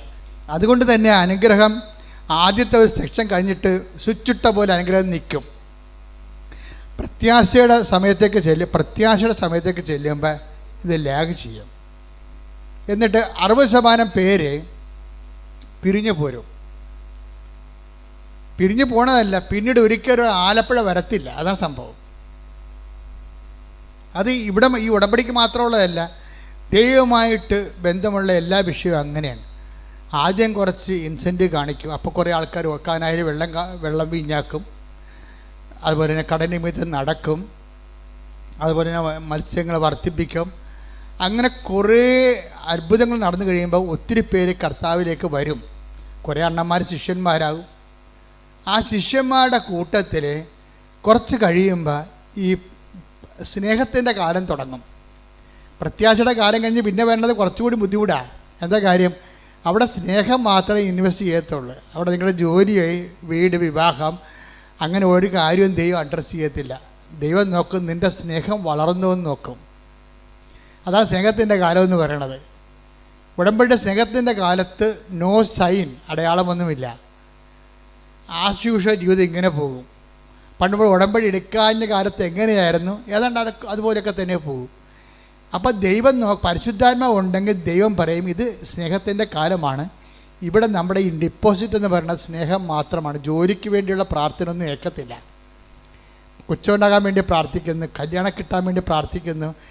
അതൊക്കെ നീ നേരത്തെ ഫെയ്ത്ത് കാലത്ത് പ്രാർത്ഥിച്ചതാണ്. ഇപ്പം അതിനൊന്നും അടയാളമില്ല. ഇപ്പം തോന്നണത് നിനക്ക് ദൈവത്തോട് സ്നേഹമുണ്ടോ എന്നേ നോക്കത്തുള്ളൂ. അതാണ് സ്നേഹത്തിൻ്റെ കാലം. ഈ സ്നേഹത്തിൻ്റെ കാലം എന്ന് പറയുന്നത് ഒരു 1.5 കാലമാണ്. കാര്യം ഇതെന്ന് പറയണത് ഒരു 20% സർവൈവിങ് കിട്ടും ഇതിനകത്ത് നിന്ന് സ്നേഹത്തിൻ്റെ കാലത്ത്. ഇത് ഇവിടെ ഒരു അവശേഷിക്കുന്ന ആൾക്കാരുണ്ട്, അവശേഷിക്കുന്നവർ അവകാശം പ്രാപിക്കുന്ന ഒരു കാലമുണ്ട്. ഈ സ്നേഹത്തിൻ്റെ കാലത്ത് വരണത് ഇതിന് കാരണമുണ്ട്. സ്നേഹത്തിൻ്റെ കാലത്തിന് മുമ്പ് ഉണ്ടാകുന്ന വിഷയം, സ്നേഹത്തിൻ്റെ കാലം എങ്ങനെ തുടങ്ങണത്? സ്നേഹത്തിൻ്റെ കാലം തുടങ്ങണത് ശരിക്കും പറഞ്ഞാൽ മറ്റുള്ളവർ ഉടമ്പടിയെക്കുറിച്ചും മറ്റുള്ളവർ നീ എടുത്ത ഉടമ്പടിയെക്കുറിച്ചും നിന്നോട് സംസാരിക്കും. അപ്പോൾ നീ തീഷ്ണത കൊണ്ട് തുള്ളിച്ചാടും. ഉടമ്പടി എടുത്തിട്ടുള്ള ആൾക്കാർ തന്നെ നിന്നോട് വന്ന് സംസാരിക്കും ഉടമ്പടിയെക്കുറിച്ച്. അപ്പോൾ എന്തെന്നില്ലാത്ത ഉണർവോടുകൂടി നീ പഴയ നിനക്കൊന്നും കിട്ടിയില്ലെങ്കിലും, വീട് വെച്ചില്ലെങ്കിലും, IELTS പാസ്സായില്ലെങ്കിലും നീ ദൈവത്തോടുള്ള സ്നേഹത്തിൽ കുതിച്ചു ചാടിക്കൊണ്ട് കർത്താവിന് വേണ്ടി ജീവിക്കാൻ നോക്കും. അത് കർത്താവാണെന്ന് പറയുന്ന വേദം. അതാണ് സ്നേഹത്തിൻ്റെ കാലം തുടങ്ങണത്. Take the word of God, അത് കർത്താവാണ്. 21:7 സ്തുതിക്കട്ടെ. ഹല്ലേലൂയ, ഹല്ലേലൂയ, ഹല്ലേലൂയ. യേശുവേ നന്ദി, യേശുവേ സ്തുതി. ഹല്ലേലൂയ, യേശുവേ ആരാധന, ആരാധന, ആരാധന, ആരാധന. യോഹന്നാൻ 21:7. യോഹന്നാൻ 21:7. യേശു സ്നേഹിച്ചിരുന്ന ആ ശിഷ്യൻ പത്രോസിനോട് പറഞ്ഞു, അത് കർത്താവാണ്. മനസ്സിലായില്ലേ? യോഹന്നാൻ പോലും അറിഞ്ഞു കാണത്തില്ല ഇത് എന്താ എഴുതി വെക്കണമെന്ന്. അതിങ്ങനെ കാലങ്ങൾ ചെല്ലുന്തോറും ഇങ്ങനെ വചനം പ്രസവിച്ചുകൊണ്ടേയിരിക്കും. വചനത്തിൽ തന്നെ മദർ വേഡ് എന്ന സംഭവമുണ്ട്. മദർ വേഡ് എല്ലാ ദിവസവും വചനം പ്രസവിക്കും. ഓരോരോ കുഞ്ഞുങ്ങൾ മനുഷ്യാവതാരം ചെയ്തു വരും. നമ്മുടെ ജീവിതാനുഭവങ്ങളുടെ മനുഷ്യാവതാരം, വചനത്തിൻ്റെ മനുഷ്യാവതാരം ഭയങ്കരമായ ഒരു വിസ്മയക്കാഴ്ചയാണ്. ഇതിവിടെ എന്താ സംഭവിച്ചിരിക്കുന്നത്? പശുവും ചത്ത്, മോരിലെ പുളിയും പോയി, എല്ലാവരും ചാടി വള്ളത്തിൽ കയറി അവരുടെ പഴയ ജീവിതത്തോട്ട് അവർ പോയി. ശിഷ്യന്മാരെല്ലാവരും പഴയ പണിക്ക് പോയി. യേശുവിൻ്റെ കൂടെ പോയിട്ട് പണ്ടൊക്കെ അപ്പം വർദ്ധിപ്പിച്ചൊക്കെ നുണഞ്ഞുകൊണ്ടൊക്കെ പറഞ്ഞുകൊണ്ടിരിക്കുകയാണ്. പണ്ട് അപ്പം വർദ്ധിപ്പിച്ചാൽ ഞങ്ങൾക്ക് തിന്നാനും ഭയങ്കര മധുരമായിരുന്നു, അത് മീൻ കിട്ടിയായിരുന്നു, അത് ഭർത്താവിനും കിട്ടിയാന്നൊക്കെ പറഞ്ഞിട്ട് വള്ളത്തിൽ പറഞ്ഞ് കുത്തിരുന്ന് പണ്ടത്തെ ആധ്യാത്മിക അനുഭവങ്ങളൊക്കെ പറഞ്ഞുകൊണ്ടിരിക്കുകയാണ്. പെട്ടെന്ന് ഒരാളിങ്ങനെ ഈ വെളുപ്പാങ്കാലത്ത് കടലിൻ്റെ അരികിൽ നിൽക്കണ കാണും. ഇവന്മാർ അങ്ങനെ പല ആൾക്കാർ കടപ്പുറത്ത് വരുന്നതാണ്. പക്ഷേ യേശു സ്നേഹിച്ചിരുന്നൊരു ശിഷ്യനെ ആ ആളായ്മ കണ്ടപ്പോൾ, ആ തലയനൊക്കെ കണ്ടപ്പോൾ ആളെ മനസ്സിലായി. ഉടനെ യോഹന്നാൻ പത്രോസിനോട് പറഞ്ഞ്, ദാറ്റ് ഇസ് ലോർഡ്, അത് കർത്താവാണെന്ന് പറഞ്ഞു. ആർക്കും മനസ്സിലായില്ല. ആ സ്നേഹിച്ച ശിഷ്യനെ മനസ്സിലായില്ല. കർത്താവ് വന്നത് മനസ്സിലായില്ല. മക്കളെല്ലാം പൊട്ടന്മാരാണ്. ഉടമ്പടി എടുത്തിരിക്കുന്ന പാർട്ടിയാണ് എല്ലാവരും, പക്ഷെ പൊട്ടനാണ്. അതിനകത്ത് ഒരുത്തം പറഞ്ഞ് അവൻ്റെ നെഞ്ചത്ത് ചാരിക്കിടന്ന ആളാണ് അവസാന നിമിഷങ്ങളിൽ. കാരണം കുരിശിൻ്റെ ചുവട്ടിൽ നിന്നവനുമാണ് അവൻ. ഇവൻ്റെ തലയനക്കങ്ങളും കൈയനക്കങ്ങളും നിഴലാട്ടങ്ങളൊക്കെ അറിയാൻ പറ്റും. അവനിത് കണ്ടപ്പോൾ തന്നെ പറഞ്ഞു, ദാറ്റ് ഈസ് ലോർഡ്, അത് കർത്താവാണ് എന്ന് പറഞ്ഞ് കേട്ടില്ല. 10 ദിവസം നോക്കുമ്പോൾ തനിക്ക് തുണിയില്ലാതിരിക്കുന്ന വെള്ളത്തെ അവൻ ചാടി പുറങ്കുപ്പായി എടുത്തിട്ടേച്ച് ഒറ്റ ചാട്ടം വെള്ളത്തിലോട്ട്. ഈ കർത്താവിൻ്റെ പേര് കേട്ടതേ ഉള്ളൂ, അപ്പം തന്നെ അവൻ ചാടി.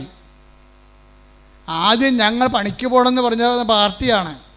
അപ്പോൾ ഇനി ഇവിടെ കരക്ക് നിന്നിട്ട് കാര്യമൊന്നുമില്ല, ഭക്ഷണം കഴിക്കണമെങ്കിൽ ഈ കൈ കൊണ്ട് അധ്വാനിക്കണമെന്ന് പറഞ്ഞുകൊണ്ട് തിരിച്ചു പോയ പാർട്ടിയാണ്.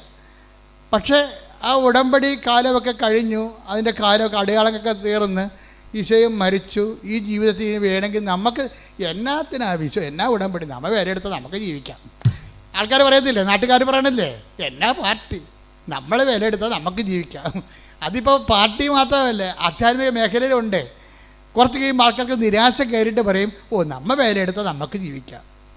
അതുമാണ് അപ്പോസ്തലന്മാരാണ് ഇത് ആദ്യം പറഞ്ഞത്. ഞാൻ പണിക്ക് പോകാൻ പോകണമെന്ന് പറയും, ഞാൻ പണിക്ക് പോകാൻ പോകണം. ഇപ്പോൾ പറയും മറ്റുള്ള അണ്ണന്മാരും പറഞ്ഞു ഞങ്ങളും വരണമെന്ന് പറയും. എല്ലാം കൂടി കെട്ടിയെടുത്ത് പോയതാണ്. എല്ലാവരും കെട്ടിയെടുത്ത് പോയെങ്കിലും കർത്താവിൻ്റെ രീതി വെച്ചാൽ കർത്താവിന് ഇവിടെ ഇൻവെസ്റ്റ്മെൻറ്റ് അറിയാം നല്ലവണ്ണം.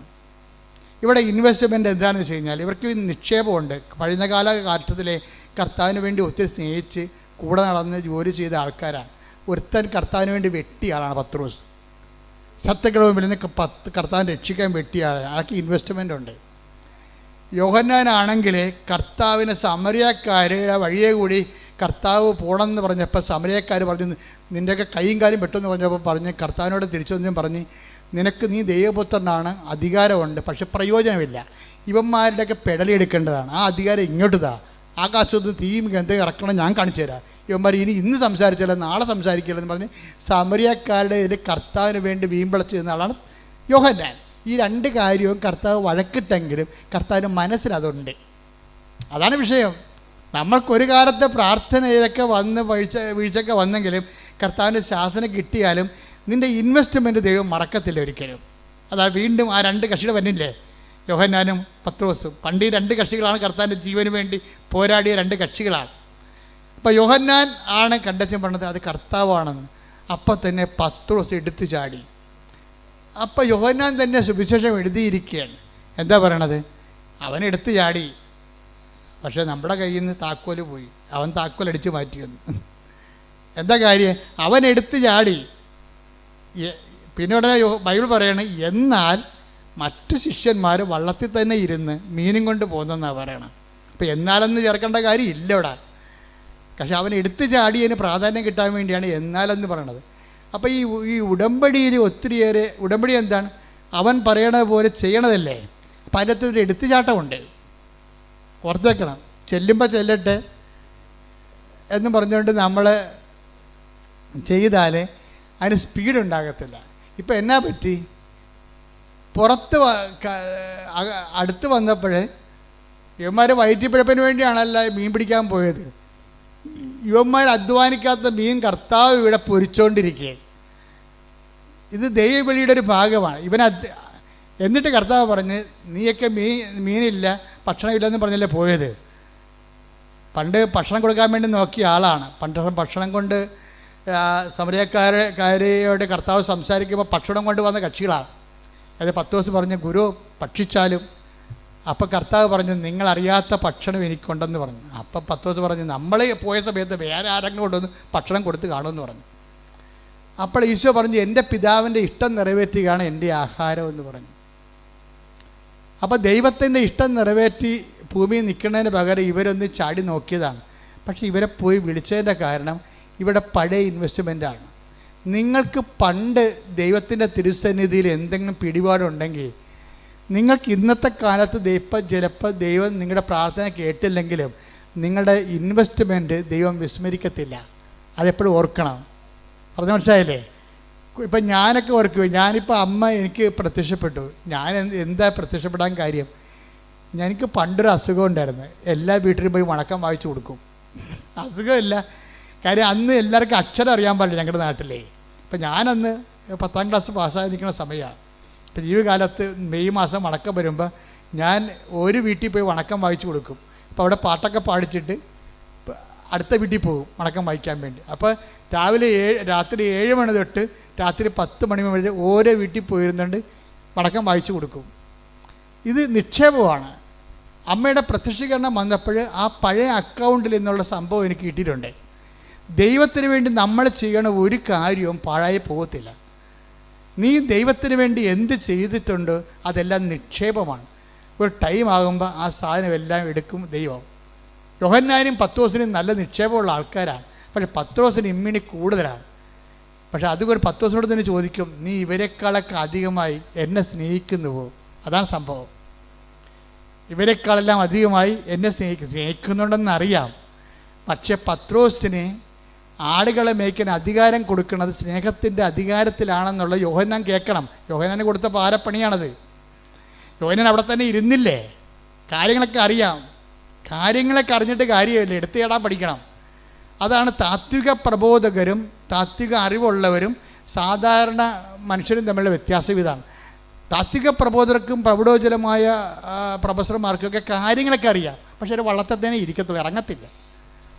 പാവപ്പെട്ടവൻ എന്ത് ചെയ്യും? കർത്താവളത് കേൾക്കുമ്പോൾ തന്നെ ചാടി ഇറങ്ങും, അവൻ താക്കോലും കൊണ്ട് പോകും. ഇത് ബൈബിളിലെ ഒരു ഇക്വേഷനാണ് ശരിക്കും പറഞ്ഞാൽ. അപ്പം ചാടി കർത്താവാണെന്ന് കേട്ടാൽ ചാടാൻ കഴിയണം. അതാണ് ഉടമ്പടിയുടെ ഒരു പവർ. എന്നിട്ട് ചാടിക്കഴിയുമ്പോൾ കർത്താവ് പറയും, യോഹന്നാനോട് പറയും, യോഹന്നാന് കിട്ടേണ്ട സംഭവമാണ് ഇതെല്ലാം. ആടുകളെ മേയ്ക്കണ കാര്യമൊക്കെ യോഹന്നാന് കിട്ടേണ്ടതാണ്. കിട്ടത്തില്ല. കാര്യം വെച്ച് കഴിഞ്ഞാൽ ഒരു കാര്യം യോഹന്നാനാണ് കുരിശിൻ്റെ ചുവടെ നിന്നതേ. കുരിശിൻ്റെ ചുവടെ നിന്നത് യോഹന്നാനാണ്. അപ്പോൾ നല്ല മാർക്ക് സ്കോർ ചെയ്ത ആളാണ്. പക്ഷേ അവസാനത്തെ സ്കോറിന് 50 മാർക്കുണ്ടായിരുന്നു. അത് യോഹന്നാൻ അറിയാൻ പാടില്ലായിരുന്നു. യോഹന്നാൻ ആ അവസാനത്തെ ചോദ്യത്തിന്, അവസാനത്തെ ക്വസ്റ്റ്യന് ട്രയലിന് 50 മാർക്കാണ്. ആ സാധനം പത്രോസിന് കിട്ടിയപ്പോൾ 10 മാർക്ക് യോഹന്നാനൊക്കെ കൂടുതലായിപ്പോയി പത്രോസിന്. എന്തുകൊണ്ടാണ് പത്രോസിന് അധികാരം കൊടുത്തതെന്ന് യോഹന്നാനോട് പറയാതെ പറയണതാണ്, നീ ഇവരെക്കാളെല്ലാം അധികമായി എന്നെ സ്നേഹിക്കുന്നുണ്ടോ? അതാണ് ഉടമ്പടിയുടെ സ്നേഹക്കാലം എന്ന് പറയുന്നത്. പിടിയിടിയാ, ഉടമ്പടിയിൽ ഒരു അനക്കം ഉണ്ടാകത്തില്ല. നമ്മൾ വേലയെടുത്താൽ നമ്മൾക്ക് ജീവിക്കാൻ പറഞ്ഞ രീതിയിൽ ആ ശിഷ്യന്മാർ ആയിപ്പോകും. അപ്പോൾ നമ്മൾ ഉടമ്പടി ചില ആൾക്കാർ മറന്നു പോകും. പക്ഷേ ആരെങ്കിലും നമ്മളെ ഉടമ്പടി ഓർപ്പിച്ചാൽ, അപ്പം പഴയ വർദ്ധിച്ച വീര്യത്തോട് നമ്മളെ വീണ്ടും ചാടിക്കഴിഞ്ഞാൽ അത് സ്നേഹത്തിൻ്റെ കാലമാണ്. എല്ലാവരെക്കാൾ ഉപരിയായി ദൈവത്തെ സ്നേഹിക്കുന്ന കാലം. അപ്പോൾ എല്ലാവരെക്കാൾ ഉപരിയായി ദൈവത്തെ സ്നേഹിക്കുക എന്നുള്ള ഒരു ഉടമ്പടിയുടെ ഒരു നിബന്ധന ബൈബിൾ മുഴുവൻ നിറഞ്ഞു നിൽക്കുന്ന ഒരു ക്യാപിറ്റൽ വെളിപാടാണ്. നിൻ്റെ കർത്താവായ ദൈവം ഞാനാകുന്നു, ഞാനല്ലാതെ മറ്റൊരു ദൈവം നിനക്ക് ഉണ്ടാവരുത്. അത് ആ ദൈവം തന്നെയാണ് പിന്നീട് വചനം മാസമായി കഴിയുമ്പോഴും ആ നിബന്ധനകൾക്ക് മാറ്റമില്ല. എന്താണ്?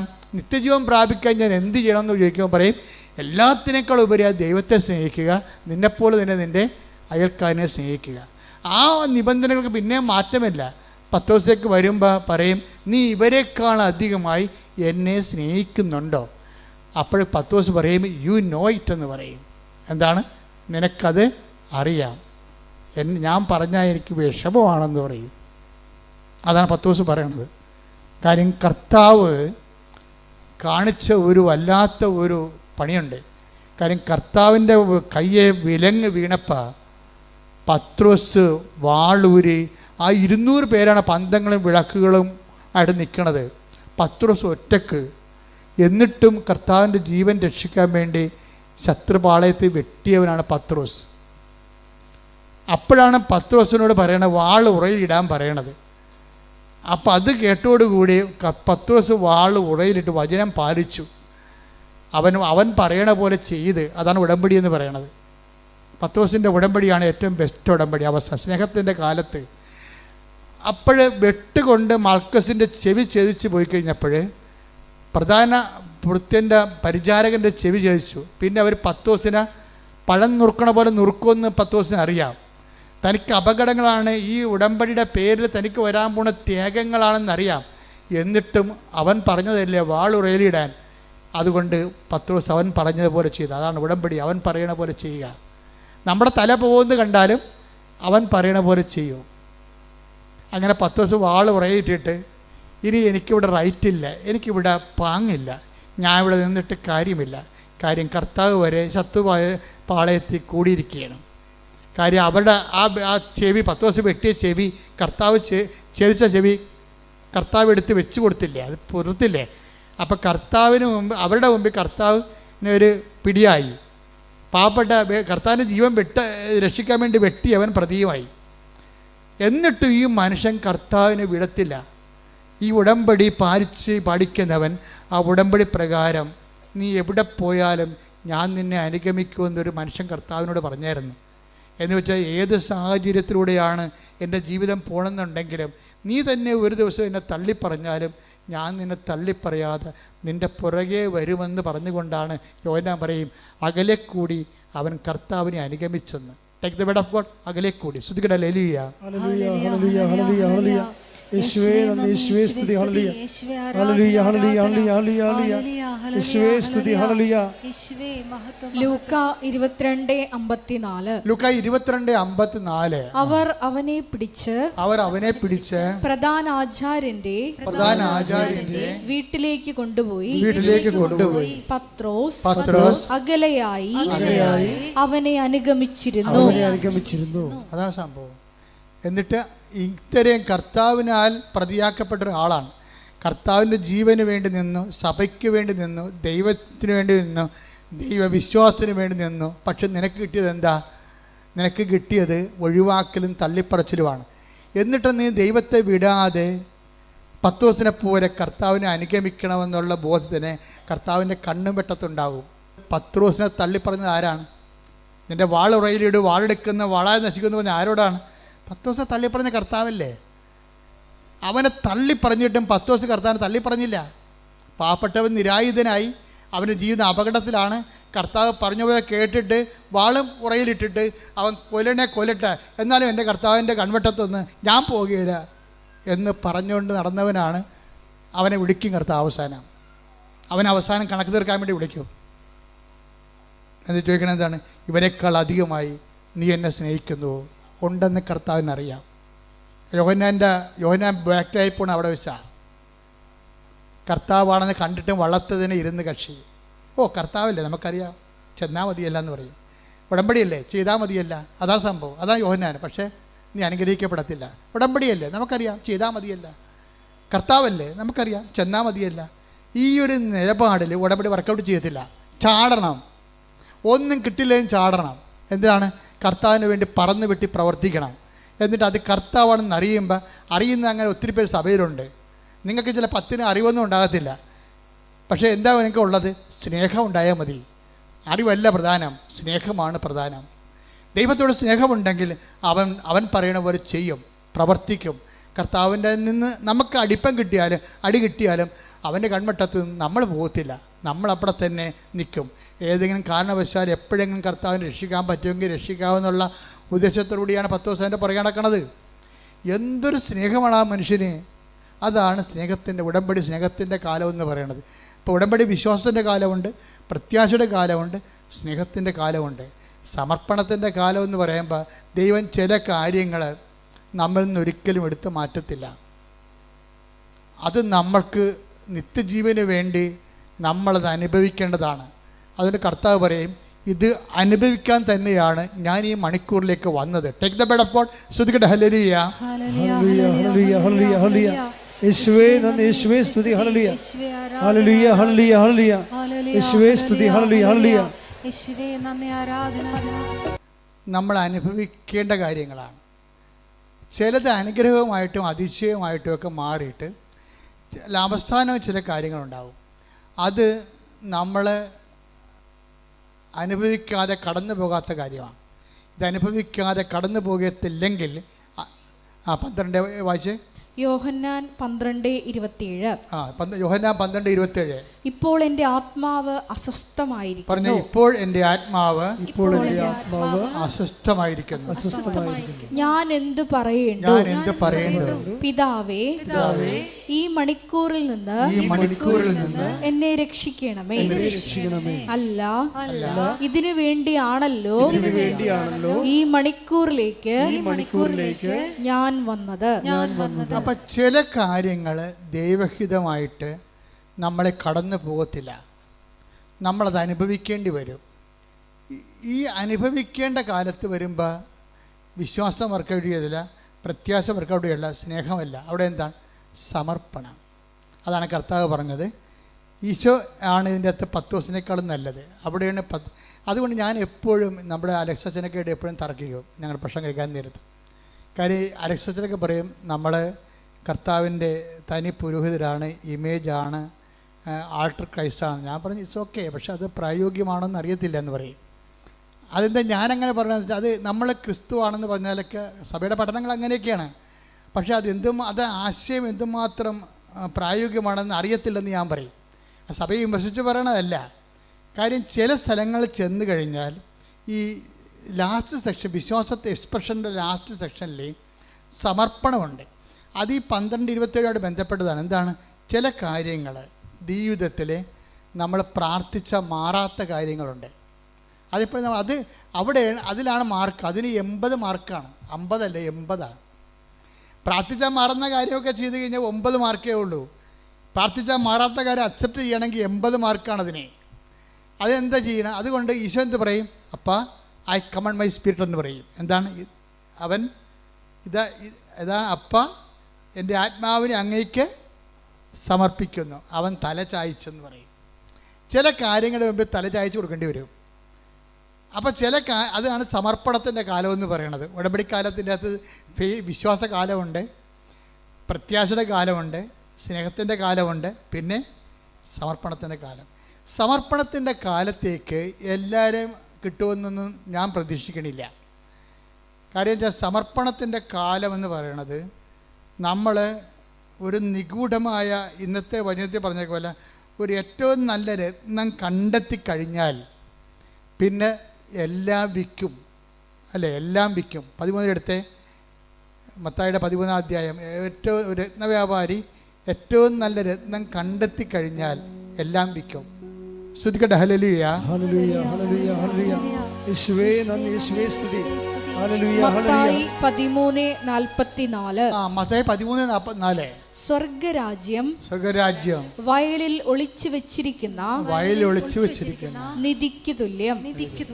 അത് കണ്ടെത്തുന്നവൻ അത് മറച്ചു വെക്കുകയും സന്തോഷത്തോടെ പോയി തനിക്കുള്ളതെല്ലാം വിറ്റ് ആ വയൽ വാങ്ങുകയും ചെയ്യുന്നു.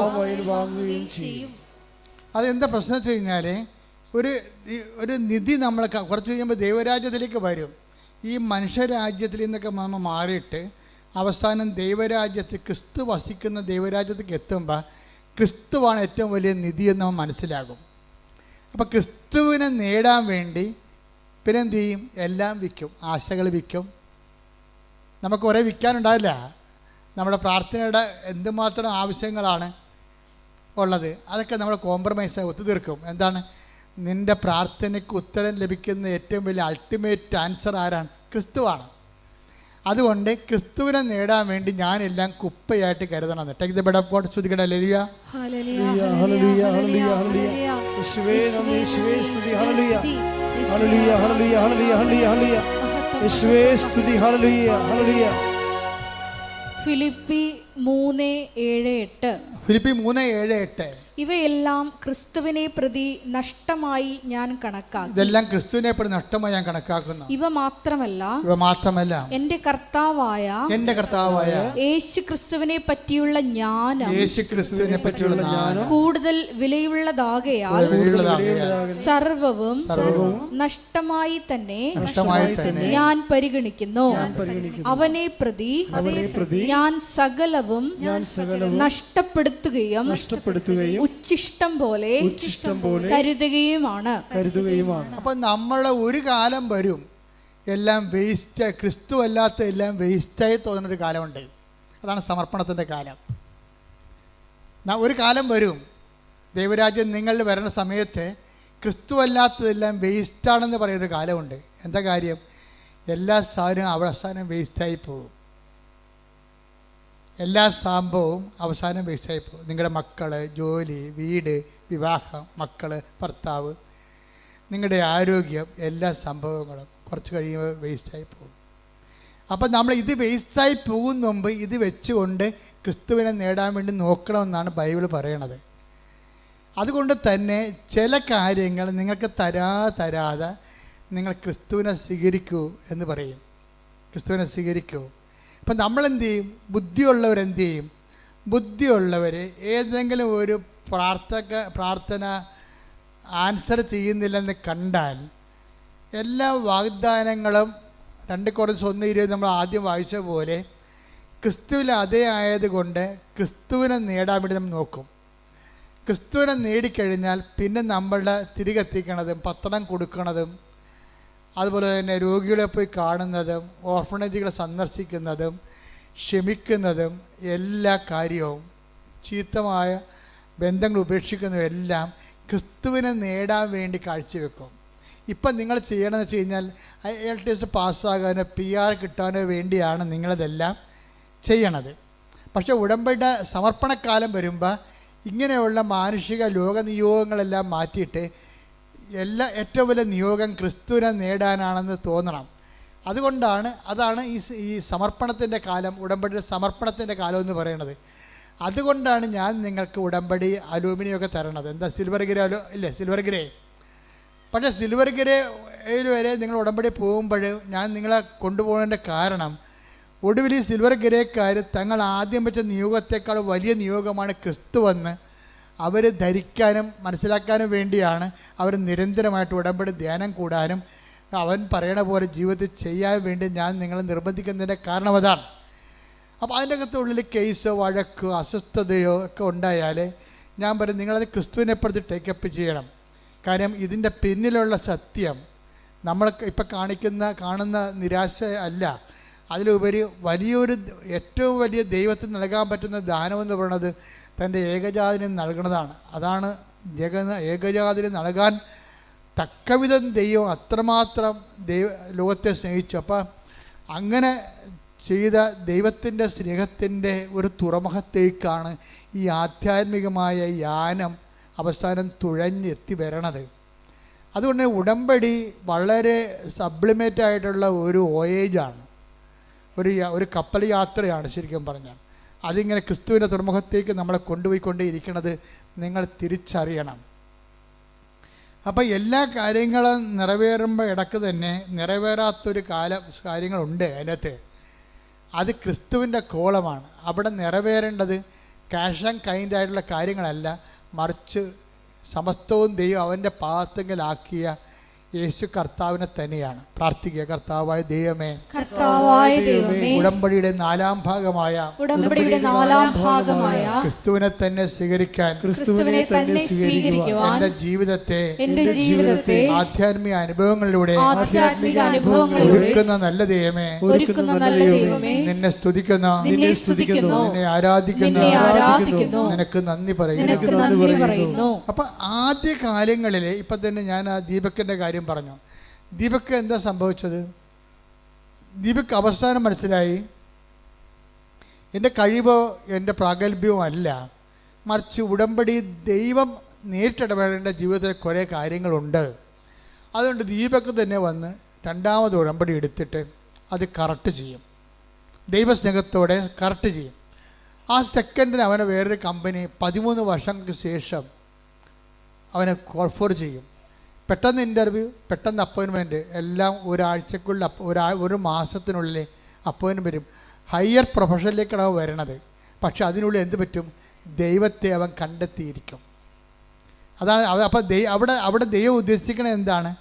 ദീപക്കിനെ ആദ്യത്തെ പരീക്ഷണങ്ങളിലേക്ക് അവൻ പരാജയപ്പെട്ടതിൻ്റെ കാരണം ദൈവം ഉദ്ദേശിച്ചത് ഏറ്റവും വലിയ നിയോഗമായ ദൈവത്തെ കണ്ടെത്താൻ വേണ്ടി ഈ മകനെ പര്യാപ്തമാക്കുകയാണ്. ഇപ്പം ദീപക്ക് എന്താ പറയണത്? ഞാൻ ഇടയ്ക്കിടയ്ക്ക് ഞാൻ പ്രാർത്ഥിക്കണ മാതാവിൻ്റെ പ്രത്യക്ഷീണ പ്രാർത്ഥന ചൊല്ലിക്കൊണ്ട് നടക്കും. ആ ഹയർ ഓഫീസറാണ്. പക്ഷേ ഇപ്പം ചെല്ലണ എന്താണ്? മാതാവ് ആരാണെന്നും എങ്ങനെയാണ് അനുഗ്രഹം വരണമെന്നും എങ്ങനെയാണ് നമ്മുടെ കഴിവുകൾ വർക്കൗട്ട് ചെയ്യാത്തതെന്നും അവിടെ ദൈവം എങ്ങനെ നമ്മളെ വർക്കൗട്ട് ചെയ്യണമെന്നും അനുഭവം കൊണ്ട് മനസ്സിലാക്കാൻ വേണ്ടിയാണ് ചില സമയത്ത് നമുക്കൊരു ഈടറിവ് ഉണ്ടാകണത്. ആ ഈടറിവ് കാലഘട്ടങ്ങളിൽ നിങ്ങൾ സമർപ്പണത്തിൻ്റെ മേഖലയിലേക്ക് പ്രവേശിച്ചിട്ട് ക്രിസ്തുവിനെ നേടാൻ വേണ്ടി ബാക്കിയെല്ലാം വേസ്റ്റായിട്ട് കരുതിക്കൊണ്ട് ഒരു കൃപയുടെ ഒരു വലിയ യാത്ര നിങ്ങൾ ഉടമ്പടിയിലൂടെ ദൈവം നിങ്ങളെ നിർവഹിച്ച് തീർക്കുകയാണ്. അപ്പോൾ ആവശ്യമില്ലാത്ത ഒരു നിരാശയോ ഭാരമോ ഒന്നും വേണ്ട.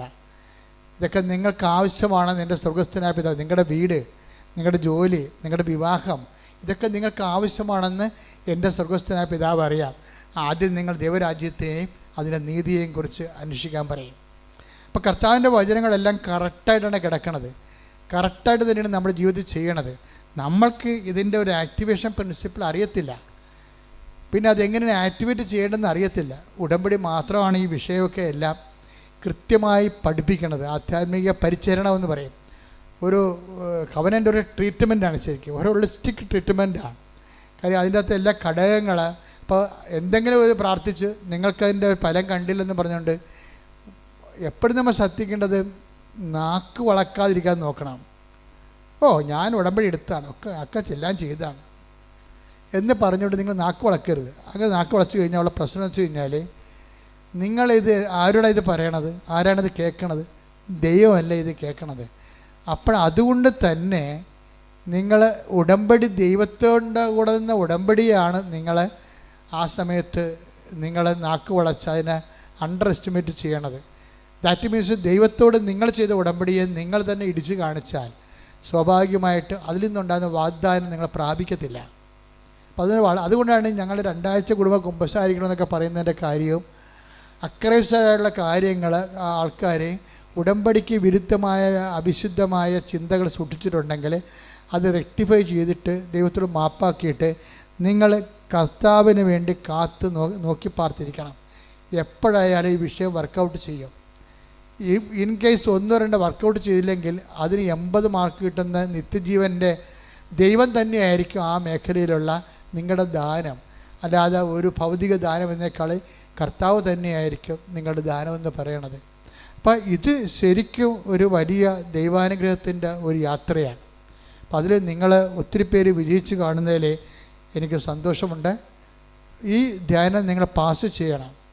ഇപ്പം നമുക്ക് എല്ലാ ദിവസവും നിങ്ങൾക്ക് ഞാൻ 10 മിനിറ്റ് ഇപ്പോൾ പ്രാർത്ഥനയും ആശീർവാദവും സമർപ്പണ പ്രാർത്ഥനയും തരുന്നുണ്ട്. അത് നിങ്ങൾ 5:30 പ്രാർത്ഥന കൂടുന്നവർ അച്ഛൻ്റെ കൂടെ പ്രാർത്ഥിക്കുന്ന കൈപൊക്കിക്ക്. Thank you. എല്ലാവരും എഴുന്നേൽക്കുക.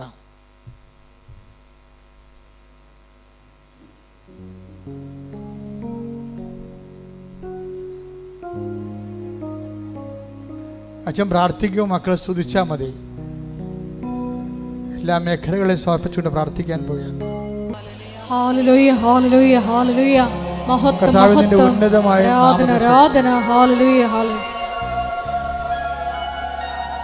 കർത്താവിന്റെ വിശുദ്ധ പൗരോഹിത്യത്തെ മഹത്വപ്പെടുത്തുന്നു. കർത്താവിൽ സഭയിലുള്ള സാന്നിധ്യം പ്രകടമാക്കി. 38 വർഷം ഞാൻ അർപ്പിച്ച കൃപാനയുടെ യോഗ്യതയാണ്. കൃപാസ്ഥാനത്താറെ ജീവനോടെ പ്രത്യക്ഷപ്പെട്ട പരിശുദ്ധ അമ്മയുടെ മധ്യസ്ഥത, കർത്താവിന്റെ തിരുമുറിവാർന്ന വലതുകരം, അനുഗ്രഹത്തിന്റെ വലതുകരം ഓരോ മക്കളുടെ മേൽ വെക്കണമെന്ന് പ്രാർത്ഥിക്കുന്നു. കർത്താവ് രോഗബാധിതർക്ക് വേണ്ടി പ്രാർത്ഥിക്കുന്നു. വാദരോഗികൾക്ക് വേണ്ടി പ്രാർത്ഥിക്കുന്നു. ഹൃദയ രോഗികൾക്ക് വേണ്ടി പ്രാർത്ഥിക്കുന്നു. കരൾ രോഗികൾക്ക് വേണ്ടി പ്രാർത്ഥിക്കുന്നു. കർത്താവിന്റെ വിശുദ്ധമായ വലതുകരം ഉയർത്തണം. അങ്ങനെ ആണിപ്പെടുത്താറുന്ന വലതുകരം ഉയർത്തണം. എല്ലാ മക്കളെയും സ്പർശിക്കണമേ. അടിപ്പിണർ പോലെ സ്പർശിക്കണമേ. വൈദാഘാതം പോലെ സ്പർശിക്കണമേ. ദൈവികമായ ശക്തി നിങ്ങളിലേക്ക് ആവശ്യിക്കട്ടെ. ദൈവികമായ ശക്തി നിങ്ങളിലേക്ക് ആവശ്യിക്കട്ടെ. ഉച്ച മുതൽ ഉള്ളങ്കാൽ വരെ കർത്താവിൻ്റെ രക്തം പടരട്ടെ. ഉച്ച മുതൽ ഉള്ളങ്കാൽ വരെ കർത്താവിൻ്റെ രക്തം പടരട്ടെ. എല്ലാ കോശങ്ങളിലും കർത്താവിൻ്റെ രക്തം പടരട്ടെ. എല്ലാ മാംസപേശികളിലും കർത്താവിൻ്റെ രക്തം പടരട്ടെ. എല്ലാ അസ്ഥികളിലും അസ്ഥിക്കുഴകളിലും കർത്താവിൻ്റെ രക്തം പടരട്ടെ. കർത്താവിൻ്റെ വലതുകരത്താൽ എല്ലാവരും സ്പർശിക്കപ്പെടട്ടെ. മാരക രോഗികൾ കർത്താവിൻ്റെ നാമത്തിൽ മാറിപ്പോകട്ടെ. സ്ഥിരാവേദികൾ കർത്താവിൻ്റെ നാമത്തിൽ മാറിപ്പോകട്ടെ. സൃഷ്ടിരോഗങ്ങൾ, ക്യാൻസർ രോഗങ്ങൾ, മക്കളില്ലാത്ത ദമ്പതികൾ, ഗർഭാശയത്തിന് കട്ടിക്കുറവുള്ളവർ, ബീജത്തിന് ഓട്ടമില്ലാത്തവർ, ജനിതകമായ തടസ്സങ്ങളുള്ളവർ യേശു നാമത്തിൽ മാറിപ്പോകട്ടെ. വൈവാഹിക തടസ്സങ്ങൾ, മക്കളില്ലാത്തവർ, വീടില്ലാത്തവർ, ജോലി ഇല്ലാത്തവർ, അമ്മേ കാനായിലെ കല്യാണത്തെ പോലെ എല്ലാ ഇല്ലായ്മകളും ആരാധന സന്നിധാനത്തിന് അമ്മ മധ്യസ്ഥം വഹിക്കണം. പ്രാർത്ഥിക്കാൻ പോലെ നിവർത്തിയില്ലാത്തവർ, വിശ്വാസം കുറവുള്ളവർ, വിശ്വസിക്കാൻ കഴിവില്ലാത്തവർ എല്ലാവരും കണ്ണീരോടെ പ്രാർത്ഥിക്കുന്നു. കർത്താവേ, വിശുദ്ധ പൗരോഹിത്യത്തെ മഹത്വപ്പെടുത്തണം. കർത്താവേ, സഭയിലുള്ള സാന്നിധ്യം പ്രകടമാക്കണമേ. കർത്താവേ, നിന്റെ ഉന്നതമായ നാമത്തിന് സ്വത്വം ചെയ്യുന്ന കർത്താവേ, നിന്റെ വിശുദ്ധ പൗരോഹിത്യത്തെ മഹത്വപ്പെടുത്തണമേ. കർത്താവേ, കൃപാസന അൾത്താറ് 2004 ഡിസംബർ 7-ാം തീയതി പ്രത്യക്ഷപ്പെട്ട് ദുരന്തം ഉണ്ടാകാൻ പോണ് പ്രാർത്ഥിക്കണമെന്ന് പറഞ്ഞ അമ്മയുടെ പ്രാർത്ഥന ഈ സമയത്ത് മധ്യസ്ഥ പ്രാർത്ഥനയായി ഞങ്ങൾക്ക് നൽകണമേ.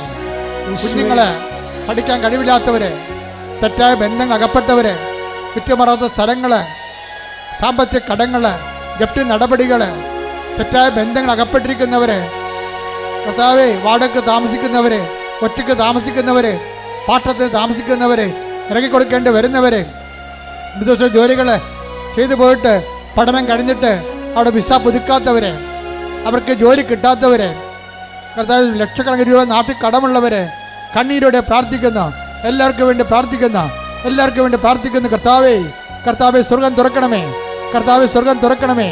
നിന്റെ നാമത്തെ ഇപ്പോഴും മഹത്വപ്പെടുത്തണമേ. അപ്പാ അങ്ങേ പുത്രനായ യേശു ക്രിസ്തുവിന്റെ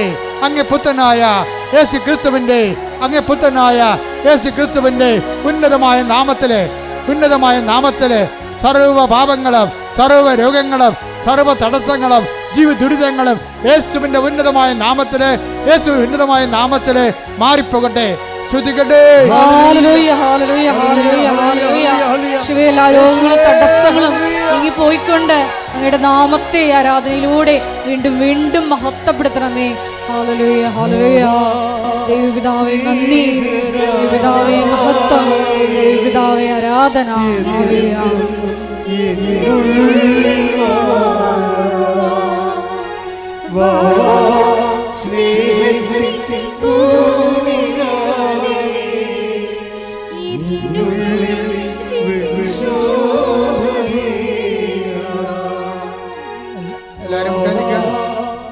എല്ലാവരും മുട്ടേ നിൽക്കുക. നമുക്ക് ഒരുമിച്ച് പാടാം. വാവാ യേശുനാഥ്.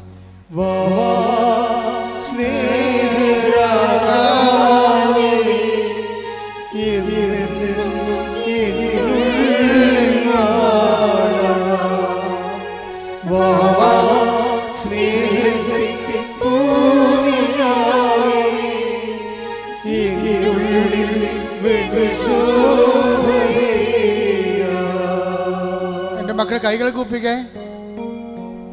മൗനമായി ദൈവകുർബാനയെ നോക്കിക്കൊണ്ട് നിങ്ങളുടെ ജീവിത സ്വകാര്യതയ്ക്ക് വേണ്ടി പ്രാർത്ഥിക്കട്ടെ, വ്യക്തിപരമായ ആവശ്യങ്ങൾക്ക് വേണ്ടി പ്രാർത്ഥിക്കട്ടെ.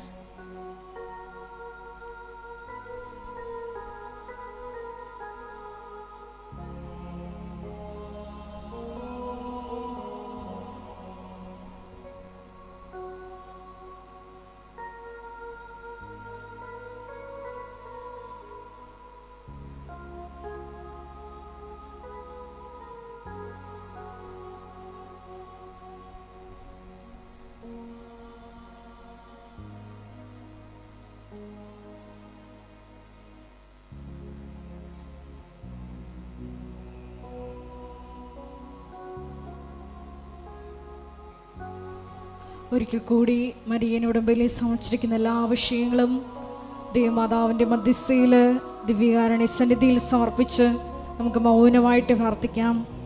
വിശ്വാസത്തിൻ്റെയും പ്രത്യാശയുടെയും ദൈവസ്നേഹത്തിൻ്റെയും എല്ലാം ഘട്ടങ്ങൾ പിന്നിട്ടുകൊണ്ട് ഈശോയെ സമർപ്പണമെന്ന പുണ്യത്തിലേക്ക് ഈ ആരാധനയിലൂടെ ഞങ്ങളെ ഉയർത്തണമേ എന്ന് പ്രാർത്ഥിക്കുന്നു. ഈശോയെ എപ്പോഴും നിനക്ക് സാക്ഷ്യം വഹിച്ചുകൊണ്ട് സാഹചര്യങ്ങൾ അനുകൂലമായാലും പ്രതികൂലമായാലും തിടുക്കത്തിൽ ഉടമ്പടി നിബന്ധനകൾ പാലിക്കുവാനുള്ള തീക്ഷ്ണത ഞങ്ങൾക്ക് നൽകണമേ എന്ന് പ്രാർത്ഥിക്കുന്നു. അത് കർത്താവാണ് എന്ന് കേട്ട മാത്രയിൽ എടുത്തു ചാടിയ പത്രോസിനെ പോലെ, അധികാരം സ്വന്തമാക്കിയ പത്രോസിനെ പോലെ ഞങ്ങളുടെ ജീവിതത്തിലും തിടുക്കത്തിലുള്ള സുവിശേഷ കൈമാറ്റ പ്രവർത്തനങ്ങളിലൂടെയും കാരുണ്യ പ്രവർത്തനങ്ങളിലൂടെയും എല്ലാം ഈശോയെ നിന്നെ സ്വന്തമാക്കുവാൻ അവശേഷിക്കുന്ന ഭാഗത്തിനായി ഒരുക്കി വച്ചിരിക്കുന്ന വാഗ്ദാനങ്ങൾ സക്കറിയ പ്രവാചകന്റെ പുസ്തകത്തിൽ നിന്ന് വെളിപ്പെട്ടതുപോലെ ഞങ്ങളും അവകാശമാക്കുവാൻ കരുണയാകണമേ എന്ന് പ്രാർത്ഥിച്ചുകൊണ്ട് ശിരസ്സ് നമിച്ച് നമുക്ക് ദിവ്യകാരുണ്യനാഥൻ്റെ ആശീർവാദം സ്വീകരിക്കാം.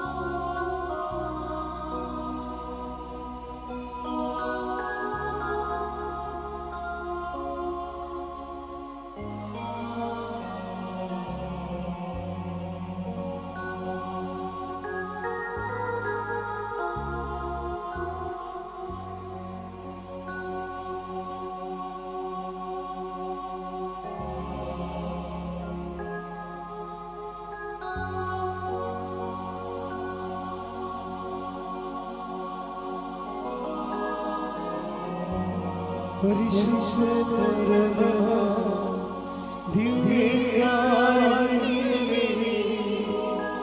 ഇന്നുമെന്നും അങ്ങേക്കാരാധന. പരിശുദ്ധ പരമമാ ദിവ്യകാരുണ്യമേ, ഇന്നുമെന്നും അങ്ങേക്കാരാധന. പരിശുദ്ധ പരമമാ ദിവ്യകാരുണ്യമേ, ഇന്നുമെന്നും അങ്ങേക്കാരാധന.